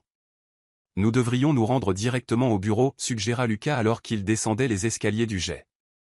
L'équipe de Ravière est en train d'analyser les données du serveur de Harrington. Je dois d'abord voir mon père, répondit Élise, se souvenant de l'avertissement énigmatique de Nathan. Je vous rejoindrai chez Guardian après. Lucas hésita. Élise, à propos d'hier soir. Pas maintenant, l'interrompit-elle. Concentrons-nous sur les données. Samuel Johnson fut surpris, mais ravi de la visite matinale de sa fille. Je ne t'attendais pas de retour de Denver avant demain, dit-il en l'étreignant. Papa, est-ce que quelqu'un de Harrington Industries vous a contacté récemment? Des menaces ou des offres inhabituelles? Le front de son père se plissa. Rien de direct, cependant. Leur équipe juridique a envoyé un avis la semaine dernière, revendiquant une violation de brevet sur certains de nos protocoles de sécurité plus anciens. Il l'étudia. Que se passe-t-il, Élise? Nathan a laissé entendre que vous pourriez être en danger, que votre sécurité était la raison pour laquelle il est parti le soir de notre mariage. L'expression de Samuel s'assombrit. C'est absurde. Ce garçon cherche des excuses. Avant qu'Élise ne puisse insister, son téléphone sécurisé vibra avec un message urgent de Nora, conférence de presse de Harrington annoncée pour midi. Sujet, allégation de violation de sécurité et d'espionnage d'entreprise contre Guardian. Lucas a besoin de vous au siège immédiatement. L'étage exécutif de Guardian était en état de crise. Lorsqu'Élise arriva, des écrans affichaient les chaînes d'information attendant la conférence de presse de Harrington Industries, tandis que Nora coordonnait les équipes de réponse. Qu'est-ce qu'il prévoit d'annoncer exactement? Demanda Élise à Lucas. Ils prétendent que nous avons piraté leur serveur pendant le sommet, expliqua Ravière. Ils ont des images de sécurité de nos agents accédant à leur système. Comment? Votre équipe est trop prudente pour ça. Quelqu'un les a prévenus, dit Lucas d'un air sombre. Ils nous attendaient. Et les photos compromettantes, demanda Élise. Les avons-nous sécurisées? Javier hésita. Nous avons localisé le disque dur chiffré, mais l'extraction n'a été que partiellement réussie. Nous avons récupéré des fragments de fichiers, pas d'image complète. Élise se sentit mal. Donc Nathan les a toujours? Pour l'instant, l'assura Lucas, mais nous avons également trouvé des communications qui prouvent que Harrington Industries vend de la technologie de sécurité modifiée à des pays sanctionnés. Alors qu'ils débattaient de la stratégie, une agitation dans le bureau extérieur attira leur attention. À la grande surprise d'Élise, Nathan Harrington se tenait dans l'embrasure de la porte, flanqué d'agents de sécurité de gardiens. Il a insisté pour vous parler, expliqua un garde à Lucas. L'expression de Lucas s'endurcit. Que faites-vous ici, Harrington? Nathan l'ignora, se concentrant sur Élise. J'ai besoin de vous parler en privé. Tout ce que vous avez à dire peut être dit devant mes collègues, répondit Élise froidement. Très bien. Mon père est sur le point d'accuser publiquement Guardian d'espionnage d'entreprise. Il a des images de vos agents et il prévoit de publier ces photos de vous comme preuve d'une vendetta personnelle. La déclaration directe envoya une vague de nausée à travers Élise. Il n'oserait pas. Il oserait, rétorqua Nathan, à moins que je ne puisse le convaincre du contraire dans la prochaine heure. Pourquoi m'aideriez-vous, exigea Élise. C'est vous qui avez pris ces photos, vous qui m'avez laissé le soir de notre mariage. Parce que, Pinjing, parce que je n'ai jamais voulu vous faire de mal, il jeta un coup d'œil à Lucas. Contrairement à certains, je suis prêt à admettre quand j'ai fait partie de quelque chose de mal. Lucas s'avança. Qu'est-ce que vous insinuez exactement? Demandez-lui à propos du projet Nexus, dit Nathan à Élise. Demandez-lui pourquoi il a vraiment fondé Guardian et pourquoi il cible vraiment ma famille. La pièce devint silencieuse. Élise remarqua l'expression de Lucas, pas d'indignation ou de confusion, mais une alarme soigneusement contrôlée. Qu'est-ce que le projet Nexus, demanda-t-elle. Lucas hésita. C'est un travail gouvernemental classifié d'il y a 10 ans, rien de pertinent pour notre situation actuelle. C'est tout à fait pertinent, insista Nathan. Dites-lui comment votre entreprise de sécurité a été construite sur une technologie volée, la technologie de ma famille. Dites-lui comment votre obsession de la vengeance a guidé cela depuis le début. Ça suffit, claqua Lucas. Sécurité, raccompagnez Monsieur Harrington dehors. Attendez, ordonna Élise. Je veux entendre ce qu'il a à dire. Nathan tendit un petit disque dur. Ceci contient les photos originales et toutes les copies. Il contient également de la documentation sur le projet Nexus et la véritable histoire de Lucas Carter avec Harrington Industries. Et votre prix pour cette générosité, demanda Lucas d'un ton serré. Convaincre votre père de retirer la plainte pendante de Guardian contre Johnson Tech, devina Élise. C'est pour ça que vous êtes venu me voir, n'est-ce pas? Nathan hocha la tête. La plainte est sans fondement, conçue pour mettre Johnson Tech en faillite et forcer votre père à vendre. Nous n'avons déposé aucune plainte contre Johnson Tech, déclara Lucas, confus. Vérifiez à nouveau, répondit Nathan. Les documents ont été déposés hier sous la filiale de Guardian, Aegis Holdings. Élise eut l'impression que le sol s'était dérobé sous elle. Est-ce vrai? Demanda-t-elle en se tournant vers Nora. L'expression de Nora le confirma. Aegis a bien intenté une action en justice, mais elle n'a pas été autorisée par les voies normales. Nous enquêtons. Je veux que cette plainte soit retirée, ordonna Lucas immédiatement. Il est peut-être trop tard, dit Nathan. Mon père s'en sert déjà pour faire pression sur votre conseil d'administration. Il leur offre un partenariat s'il vous retire de votre poste de PDG. Pourquoi êtes-vous vraiment ici, Nathan? Demanda Lucas. Croyez-le ou non, j'essaie de me racheter, répondit Nathan en regardant Élise. Ce que j'ai fait était impardonnable, mais laisser mon père utiliser ces photos serait pire. Si j'aide à convaincre mon père de négocier sur la plainte, vous me donnerez les photos et arrêterez la conférence de presse, demanda Élise. Oui, confirma Nathan. Vous avez ma parole. Votre parole ne vaut rien, intervint Lucas. C'est clairement un coup monté. Élise se sentit prise entre des choix impossibles, faire confiance à l'homme qui l'avait abandonné ou à l'homme qui l'avait peut-être trompé de différentes manières. Je veux voir ce qu'il y a sur ce disque dur, décida-t-elle en tendant la main. Nathan le plaça dans sa paume. Le mot de passe est le nom de votre chien d'enfance. Dans le bureau de Nora, Élise inséra le disque dur dans un ordinateur autonome. Elle tapa Buddy, le nom de son labrador d'enfance, et le disque dur se déverrouilla pour révéler deux dossiers, photo et Nexus. Elle ouvrit d'abord le dossier photo, faisant face aux images qui l'avaient hanté pendant des mois. Avec des doigts tremblants, elle les supprima définitivement. Puis elle ouvrit le dossier Nexus. Ce qu'elle y trouva lui glaça le sang. Le projet Nexus avait été une initiative gouvernementale classifiée, un partenariat entre Harrington Industries et Lucas Carter. L'objectif du projet avait été de développer un accès dérobé indétectable au système de chiffrement. Lorsque l'équipe Harrington avait fait pression pour vendre la technologie à des entités non gouvernementales, Lucas aurait volé des composants clés et aurait disparu, refaisant surface plus tard en tant que fondateur de Guardian Security. Selon la documentation, la croisade de Lucas contre Harrington Industries était une vengeance personnelle contre la famille qui avait essayé de le faire arrêter. Plus troublant encore, des rapports suggéraient que Lucas surveillait Elise depuis des années, bien avant que Nathan n'entre dans sa vie. Le dernier document était une évaluation de sécurité de Johnson Tech qui mettait en évidence des vulnérabilités que Guardian exploitait maintenant par le biais de la plainte d'Aegis.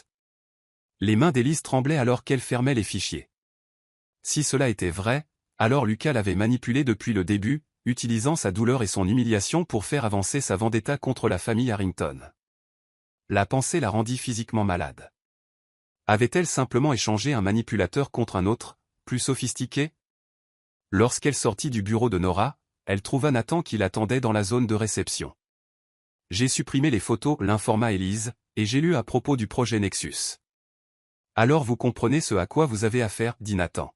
« Je comprends que vous et Lucas m'avez utilisé dans votre guerre d'entreprise, répondit Elise froidement.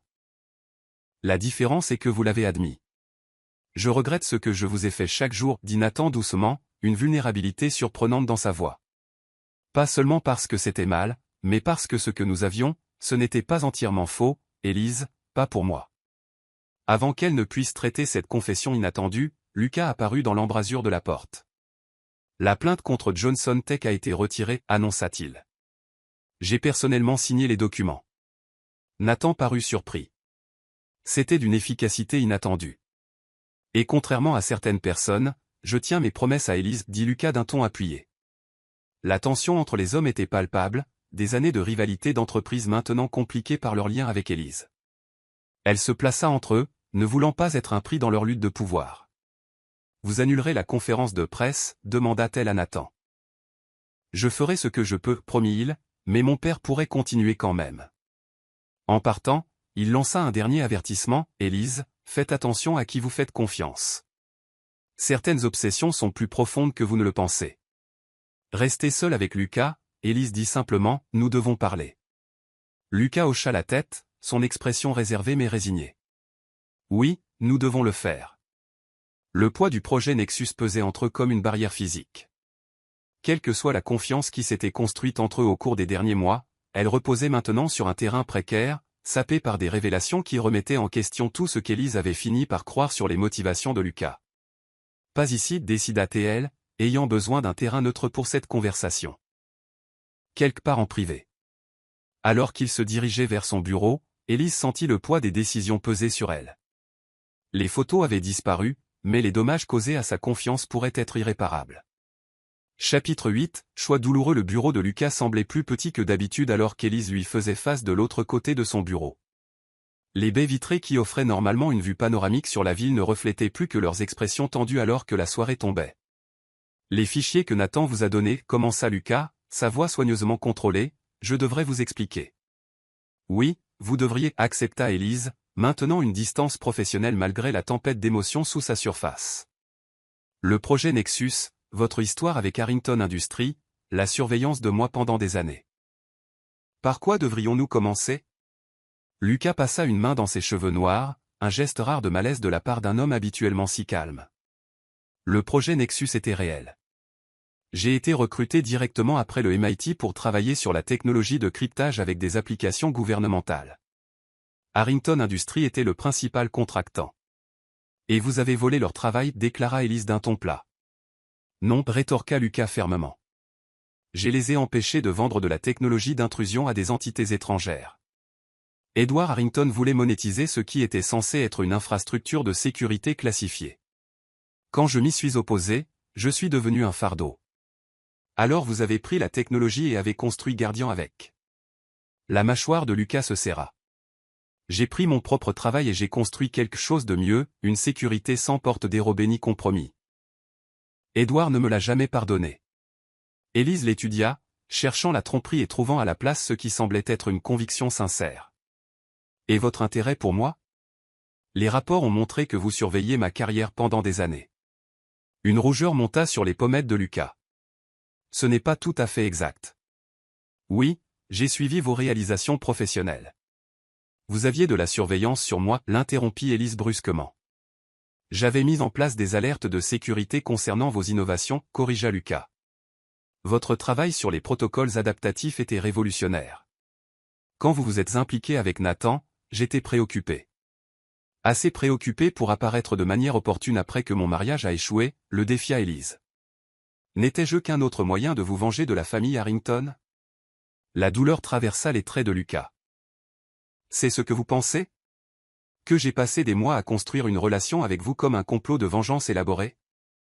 L'émotion brute dans sa voix fit hésiter Élise. Avant qu'elle ne puisse répondre, son téléphone sonna avec un appel entrant de son père. S'excusant, elle s'éloigna pour répondre. « Papa?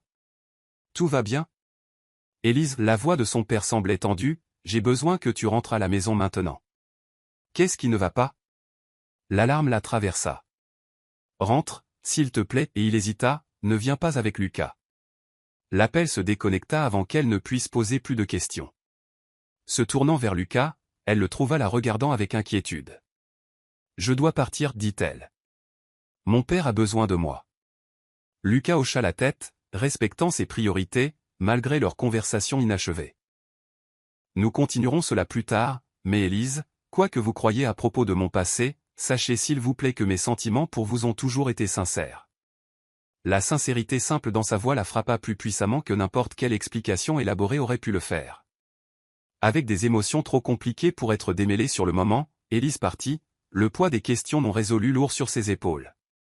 Élise trouva son père dans son bureau à la maison, l'air inhabituellement pâle. Sur son bureau se trouvait un ordinateur portable ouvert affichant des données financières pour Johnson Tech. Guardian a retiré sa plainte, dit-il sans préambule, mais les dégâts sont déjà faits. Notre action a chuté de 15% à la nouvelle et 3 clients importants ont mis leur contrat en suspens en attendant une résolution. Nous allons arranger ça, l'assura Élise, bien que l'incertitude la rongeât. Lucas a promis de publier une déclaration officielle pour clarifier la situation. L'expression de son père s'endurcit. Lucas Carter est la dernière personne en qui j'ai confiance en ce moment, surtout après que ceci est arrivé. Il lui tendit une enveloppe épaisse. À l'intérieur, Élise trouva des photographies non pas d'elle-même, mais de Lucas, rencontrant des concurrents connus de Johnson Tech au cours de la dernière année. La dernière image montrait Lucas avec l'ancien partenaire commercial de son père, un homme qui avait essayé de forcer Samuel à quitter sa propre entreprise il y a des années. « D'où viennent-elles » demanda-t-elle, bien qu'elle soupçonnât déjà la réponse. « Edward Harrington les a envoyées personnellement » confirma son père, avec de la documentation montrant que Guardian a systématiquement acquis des entreprises qui utilisent les protocoles de sécurité de Johnson Tech. La stratégie était maintenant douloureusement claire, Guardian s'était positionné pour absorber la clientèle de Johnson Tech tout en faisant simultanément chuter la valeur de l'entreprise par le biais de la plainte. « Papa, je ne pense pas que Lucas était au courant de ça, » dit Élise, bien que le doute colora sa voix. La plainte a été déposée par le biais d'une filiale sans autorisation appropriée. « Tu y crois vraiment » demanda son père doucement. « Ou veux-tu y croire parce que tu as développé des sentiments pour lui ?» La question toucha une corde sensible. Avait-elle été aveuglée par son attirance grandissante pour Lucas, manquant des signes qui auraient dû être évidents? Avant qu'elle ne puisse formuler une réponse, une vague de nausée la submergea si soudainement qu'elle dut s'agripper au bord du bureau pour se soutenir. Élise, l'inquiétude de son père fut immédiate, « Tu vas bien ?» Juste fatiguée, parvint-elle à dire, bien que ce fût le 3e matin de la semaine où elle éprouvait des symptômes similaires. Une froide réalisation lui vint à l'esprit. Avec tout ce qui se passait, elle n'avait pas surveillé son cycle. Son père insista pour qu'elle se repose, proposant de faire le dîner pendant qu'elle se remettait. Seule dans sa chambre d'enfance, Élise fit face à la possibilité qu'elle avait évité de reconnaître. Après un rapide calcul, elle confirma ses soupçons, elle avait plus de 2 semaines de retard. La nuit qu'elle avait passée avec Lucas pendant la tempête de neige à Denver, ils avaient été prudents, mais aucune méthode n'était infaillible. La réalité potentielle de la grossesse la frappa avec une force vertigineuse. Un enfant, l'enfant de Lucas, l'attacherait en permanence à un homme dont elle remettait maintenant en question la fiabilité, mais même si le doute obscurcissait son esprit rationnel, son cœur réagit avec une chaleur inattendue à la possibilité d'une nouvelle vie. Son téléphone vibra avec un message de Lucas, « S'il te plaît, dis-moi que tu es en sécurité. Nous devons finir notre conversation. » Élise mit le téléphone de côté sans répondre, ayant besoin d'espace pour traiter les multiples crises qui convergeaient dans sa vie. La société de son père était menacée, sa confiance en Lucas avait été gravement compromise et maintenant cette grossesse potentielle ajoutait une autre couche de complexité à une situation déjà impossible.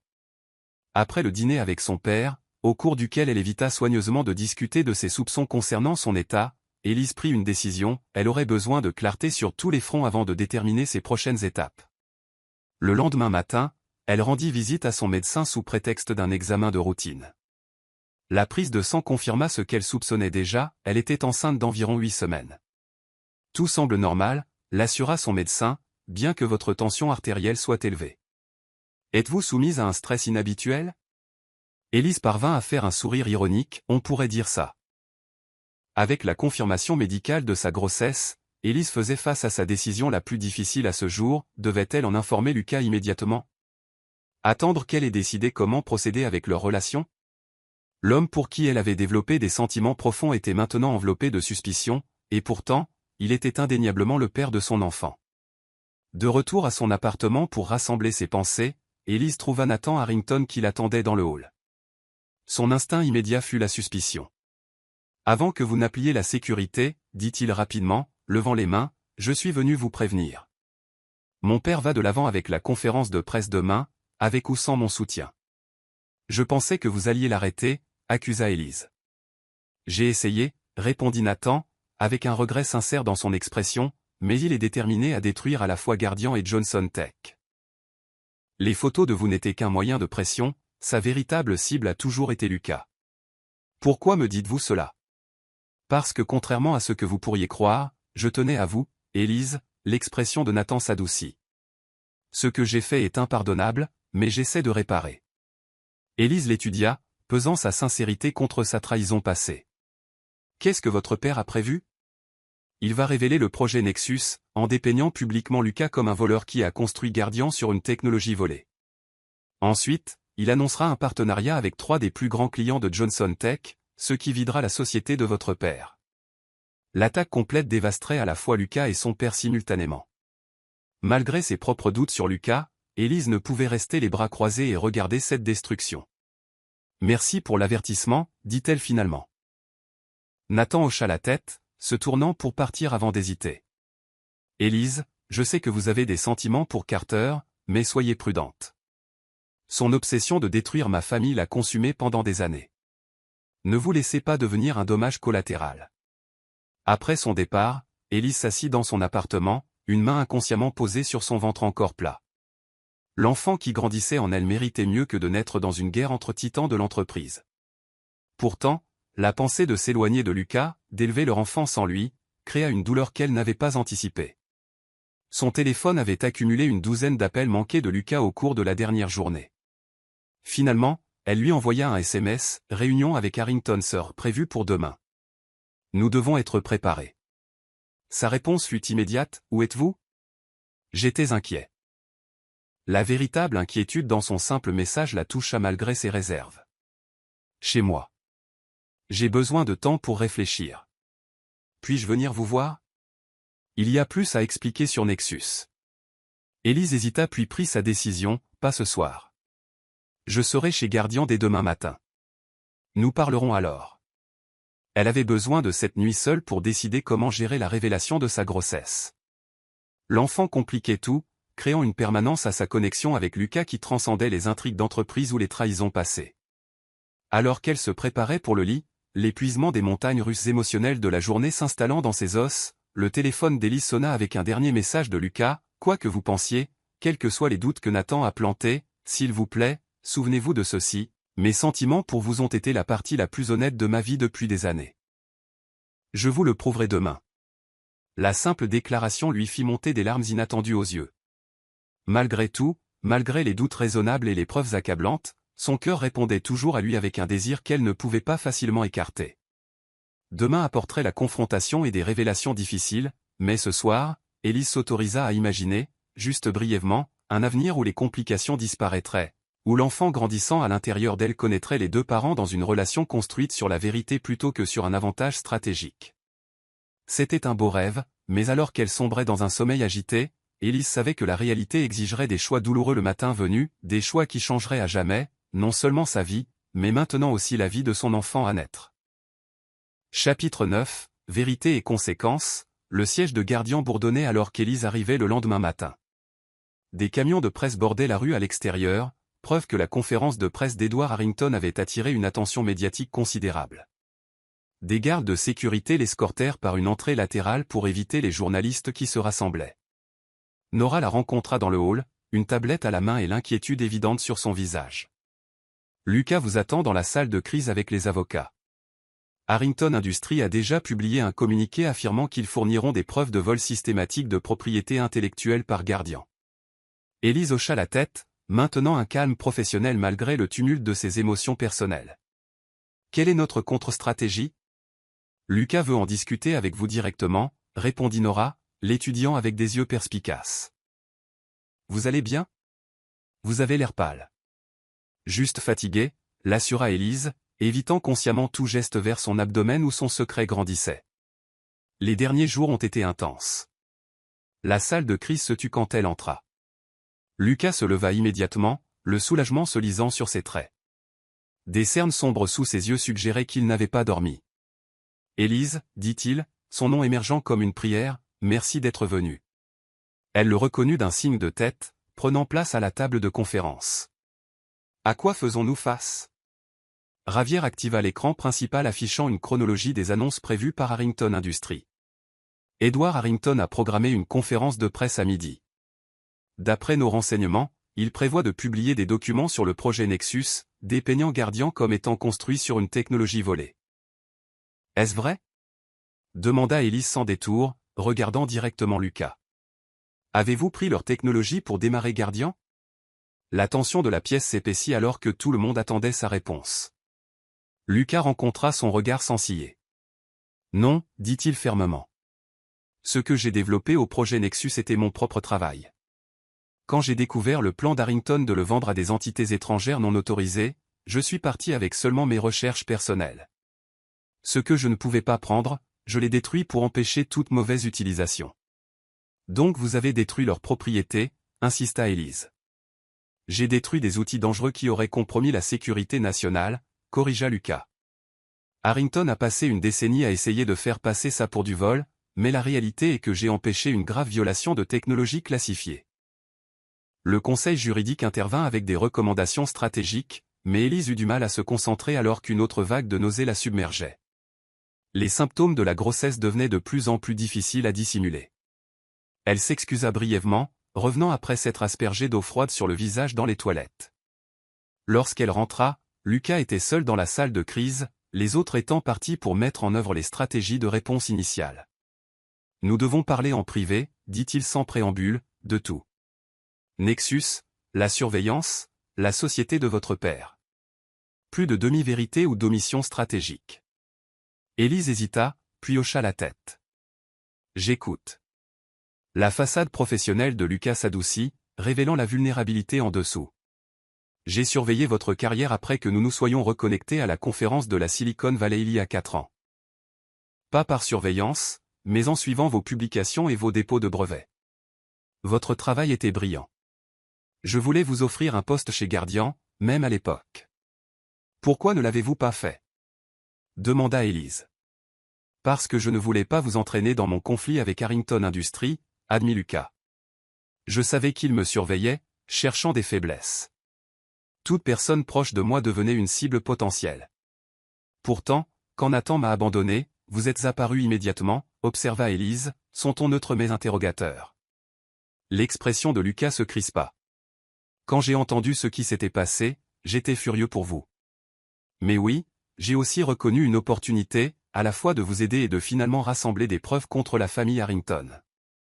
L'honnêteté, bien que tardive, était rafraîchissante. Et la société de mon père? La plainte déposée par votre filiale? Cela a été fait à mon insu ou sans mon approbation, insista Lucas. J'ai passé la matinée à enquêter. L'ordre est venu d'un de nos membres du conseil d'administration, une taupe d'Harrington, il s'avère. Ils l'ont orchestré pour créer exactement cette division entre nous. Élise traita cela, le pesant contre ce qu'elle savait des tactiques d'espionnage d'entreprise. Vous avez des preuves? En réponse, Lucas activa l'écran de la pièce montrant des communications internes de gardiens qui avaient été interceptées et redirigées via des canaux soigneusement déguisés. La preuve étayait son affirmation de sabotage de l'intérieur. J'ai démis le membre du conseil d'administration responsable et initié un audit de sécurité de tous nos systèmes, expliqua Lucas. Mais les dégâts sur Johnson Tech sont déjà faits. Mon père a reçu des photos de vous rencontrant ses concurrents, rétorqua Élise. Comment expliquez-vous cela? Réseautage industriel standard, sorti de son contexte et soigneusement sélectionné pour suggérer une conspiration, répondit Lucas sans hésitation. Je rencontre des centaines de cadres par an.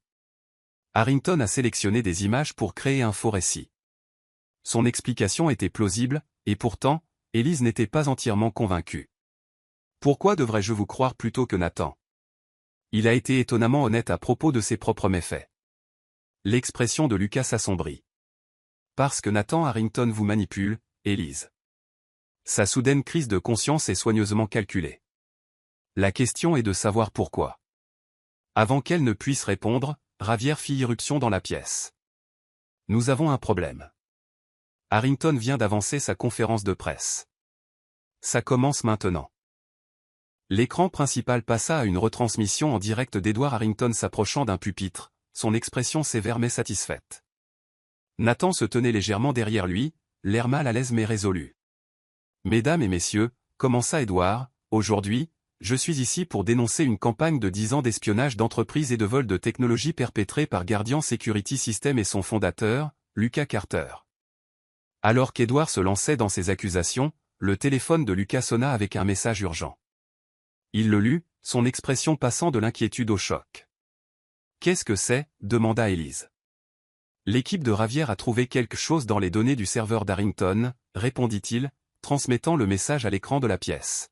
« Des preuves que les photos compromettantes de vous faisaient partie d'une opération planifiée depuis le début, nom de code d'acquisition Johnson. » Les documents décrivaient une stratégie complète initiée il y a plus de 2 ans, bien avant qu'Élise ne rencontre Nathan. Harrington Industries avait identifié les protocoles de sécurité adaptative de Johnson Tech comme cruciaux pour leurs opérations internationales. Lorsque les offres d'acquisition légitimes furent rejetées, ils développèrent des stratégies de pression alternatives, notamment en faisant en sorte que Nathan poursuive une relation avec Élise. Il savait, murmura Élise, la trahison la coupant à vif. Dès le tout premier rendez-vous, il exécutait une stratégie d'entreprise. L'expression de Lucas s'adoucit de sympathie. Je suis désolé, Élise. Sur l'écran, Edward affichait maintenant des documents censés prouver le vol de technologie propriétaire par Guardian. Les représentants des médias avaient l'air convenablement choqués, griffonnant furieusement des notes. Nous devons réagir, pressa Ravière. Ce récit prend de l'ampleur. Attendez, dit soudain Élise, étudiant les documents de plus près. Ces signatures de fichiers. Je reconnais le modèle. Nora, pouvez-vous aller chercher le projet sauvegarde dans notre archive sécurisée? Nora obtempéra, affichant la base de données de recherche cryptée de Guardian sur un écran séparé. Élise navigua rapidement vers un répertoire spécifique, puis le divisa avec la présentation d'Harrington. Regardez ça, dit-elle d'urgence. Les protocoles de cryptage qu'Harrington prétend que Lucas a volés. Ils ont été développés indépendamment par Johnson Tech 3 ans avant même que le projet Nexus n'existe. Mon père a créé l'algorithme de base pendant ses premières recherches. Lucas fixa la preuve, les connexions se formant rapidement. C'est pourquoi ils ont ciblé la société de votre père. Ils avaient besoin d'enterrer la recherche originale qui prouverait que c'était eux les voleurs, pas moi. Nous devons envoyer cette information à la conférence de presse, insista Nora. Immédiatement.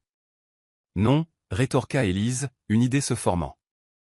Nous devons faire plus que nous défendre. Nous devons révéler toute l'opération.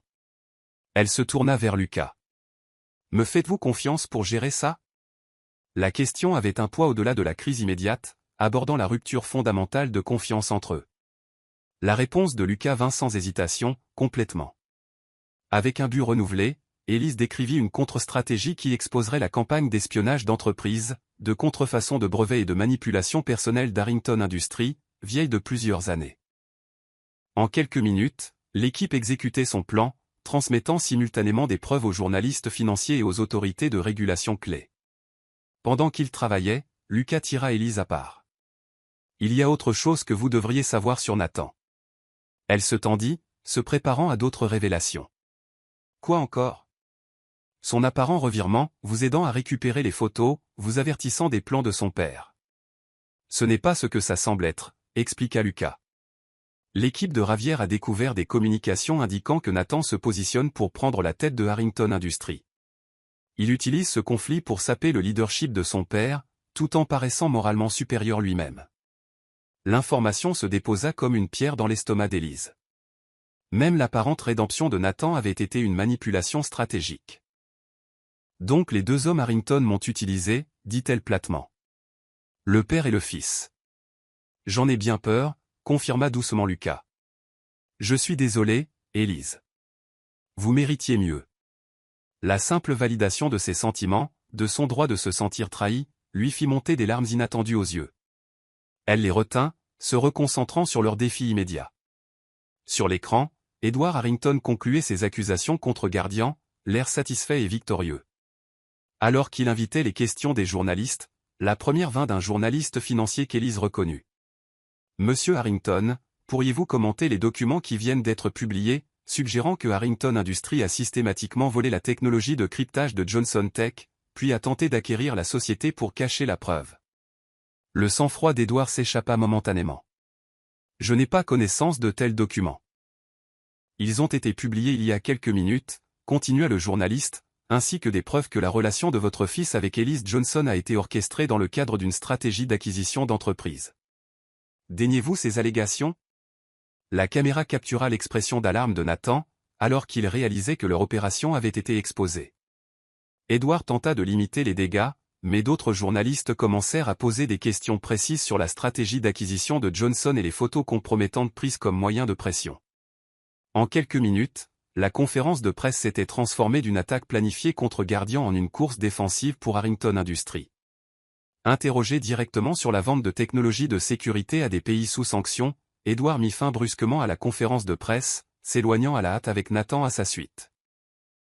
La salle de crise explosa d'une énergie triomphale, alors que les agences de presse commençaient à rapporter les allégations choquantes d'espionnage d'entreprises contre Harrington Industries.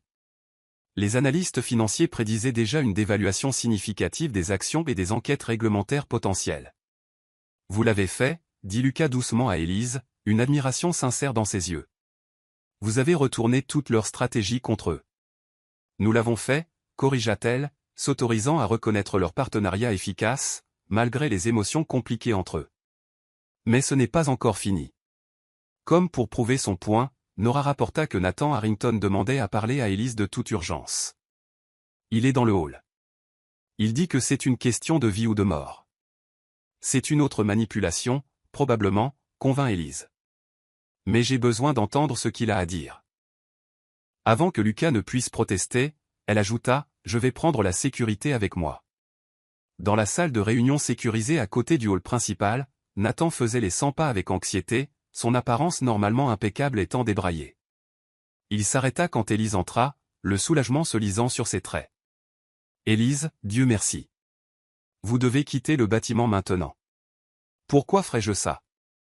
demanda-t-elle froidement, maintenant une distance de sécurité avec le personnel de sécurité visiblement présent à l'extérieur.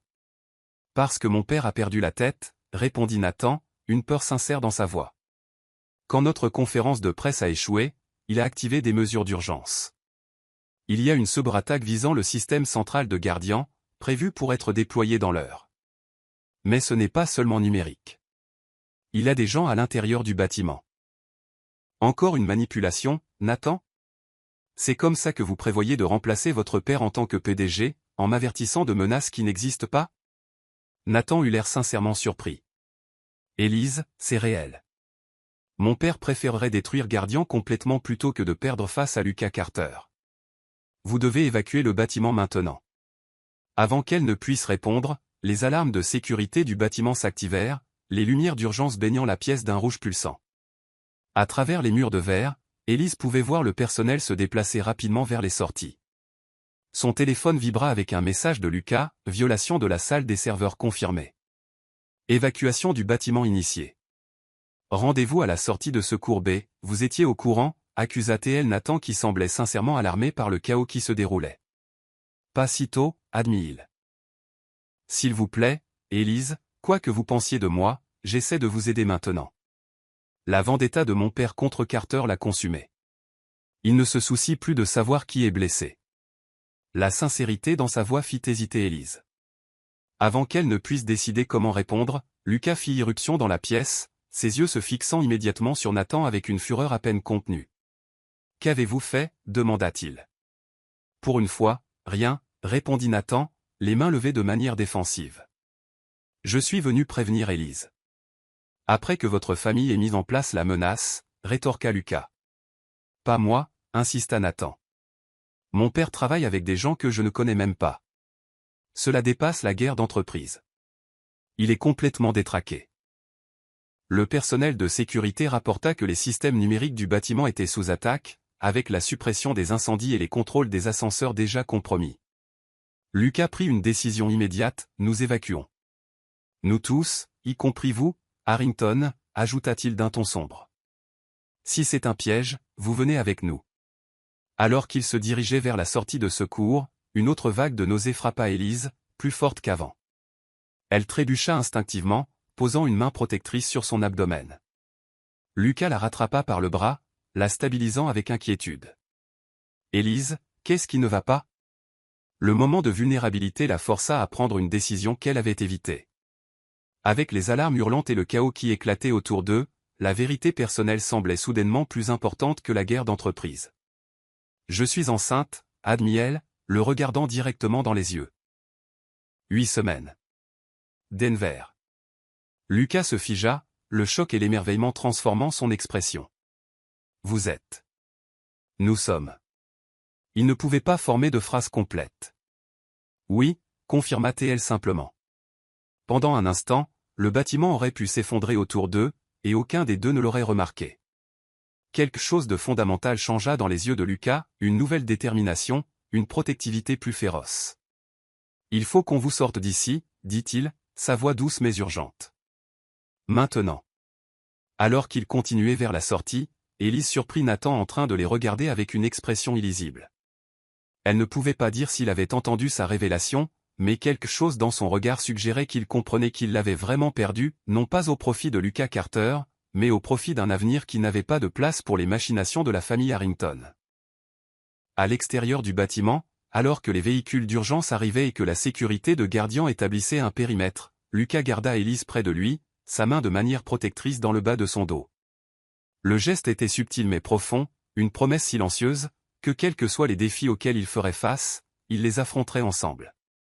L'enfant qui grandissait en elle avait tout changé, forçant la vérité là où l'ambiguïté stratégique avait prévalu, exigeant l'authenticité là où les jeux d'entreprise avaient dominé. Alors qu'Élise regardait Edward Harrington se faire interroger par des agents fédéraux qui étaient arrivés avec une rapidité surprenante, elle réalisa que la plus grande victoire n'était pas la défaite des méfaits d'Harrington Industries. C'était la clarté durement acquise entre elle et Lucas. « Nous avons beaucoup à nous dire » lui dit-elle tranquillement alors que l'équipe de gestion de crise coordonnait leurs réponses. « Oui » acquiesça Lucas, ses yeux ne la quittant jamais, à commencer par la façon dont je vais vous protéger, vous et notre enfant, de tout ce qu'Edward Harrington pourrait tenter ensuite.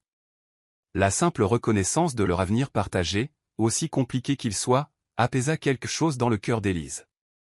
La confiance, une fois brisée, ne pouvait pas être restaurée instantanément, mais la vérité, aussi difficile soit-elle, créait une base pour reconstruire ce qui importait le plus. Chapitre 10, 12 Vengeance. 6 semaines après les événements dramatiques au siège de Guardian, Élise ajusta le col de son blazer ajusté alors qu'elle se préparait à entrer dans le tribunal fédéral. À 14 semaines de grossesse, son état n'était pas encore visible sous sa tenue professionnelle, mais les nausées matinales avaient finalement diminué, la faisant se sentir plus elle-même qu'elle ne l'avait été depuis des mois. « Prête » demanda Lucas, lui offrant son bras alors qu'il s'approchait de l'imposant bâtiment où l'audience de libération sous caution d'Edward Harrington était prévue. Élise hocha la tête, puisant sa force dans sa présence stable. La semaine depuis la tentative de cyberattaque avait été transformatrice. Parallèlement à leur concentration sur la récupération de l'entreprise, leur lien personnel s'était approfondi grâce à des conversations franches sur leur avenir et l'enfant qu'ils élèveraient ensemble. « Rappelez-vous, dit Lucas doucement alors qu'il montait les marches du tribunal, aujourd'hui, il ne s'agit pas de vengeance. Il s'agit de justice. » À l'intérieur, la salle d'audience bourdonnait de médias et de spectateurs de l'industrie. Nathan était assis seul au premier rang, les alliés de son père ayant abandonné le navire à mesure que les preuves des crimes d'Edward s'accumulaient. Quand il aperçut Élise et Lucas, il hocha légèrement la tête, une reconnaissance sans chaleur. Les procédures se déroulèrent rapidement. Malgré l'argument de l'équipe juridique d'Edward en faveur de la clémence, le juge refusa la libération sous caution, citant le risque de fuite et la gravité des accusations. Alors que les marshals fédéraux emmenaient Edward, ses yeux se fixèrent sur ceux d'Élise, brûlant d'une haine non dissimulée. « C'est vraiment fini » murmura-t-elle à Lucas en sortant du tribunal. « Presque » répondit-il. « Il y a encore une chose que nous devons faire. » À l'extérieur, les journalistes s'attroupaient, les caméras clignotaient. Plutôt que de les éviter comme il l'avait fait pendant des semaines, Lucas guida Élise vers la zone de presse désignée. « Monsieur Carter, est-ce que Guardian va poursuivre Harrington Industries pour dommages et intérêts civils » demanda un journaliste. Lucas parla clairement dans les microphones, « Aujourd'hui, il ne s'agit pas d'entreprise ou d'argent. Il s'agit de responsabilité. Edward Harrington a transformé les relations personnelles et les moments privés en armes pour un gain d'entreprise. Ça se termine maintenant. » Élise s'avança. « Johnson Tech et Guardian Security annoncent une fusion officielle aujourd'hui, déclara-t-elle avec assurance. Nous combinons nos technologies pour créer des systèmes de sécurité qui protègent la vie privée, plutôt que de l'exploiter. » L'annonce fit des vagues parmi la presse rassemblée, alors que les questions fusaient. Élise aperçut Nathan au bord de la foule, son expression un mélange complexe de résignation et de regret. Plus tard dans la soirée, dans le calme de leur nouveau penthouse partagé, Élise et Lucas se tenaient sur le balcon, surplombant les lumières de la ville. « Votre père semblait satisfait des termes de la fusion » nota Lucas, ses bras l'encerclant par derrière, ses mains posées doucement sur son ventre encore plat. « Il est ravi » confirma Élise, même si je pense qu'il est plus excité à l'idée de devenir grand-père.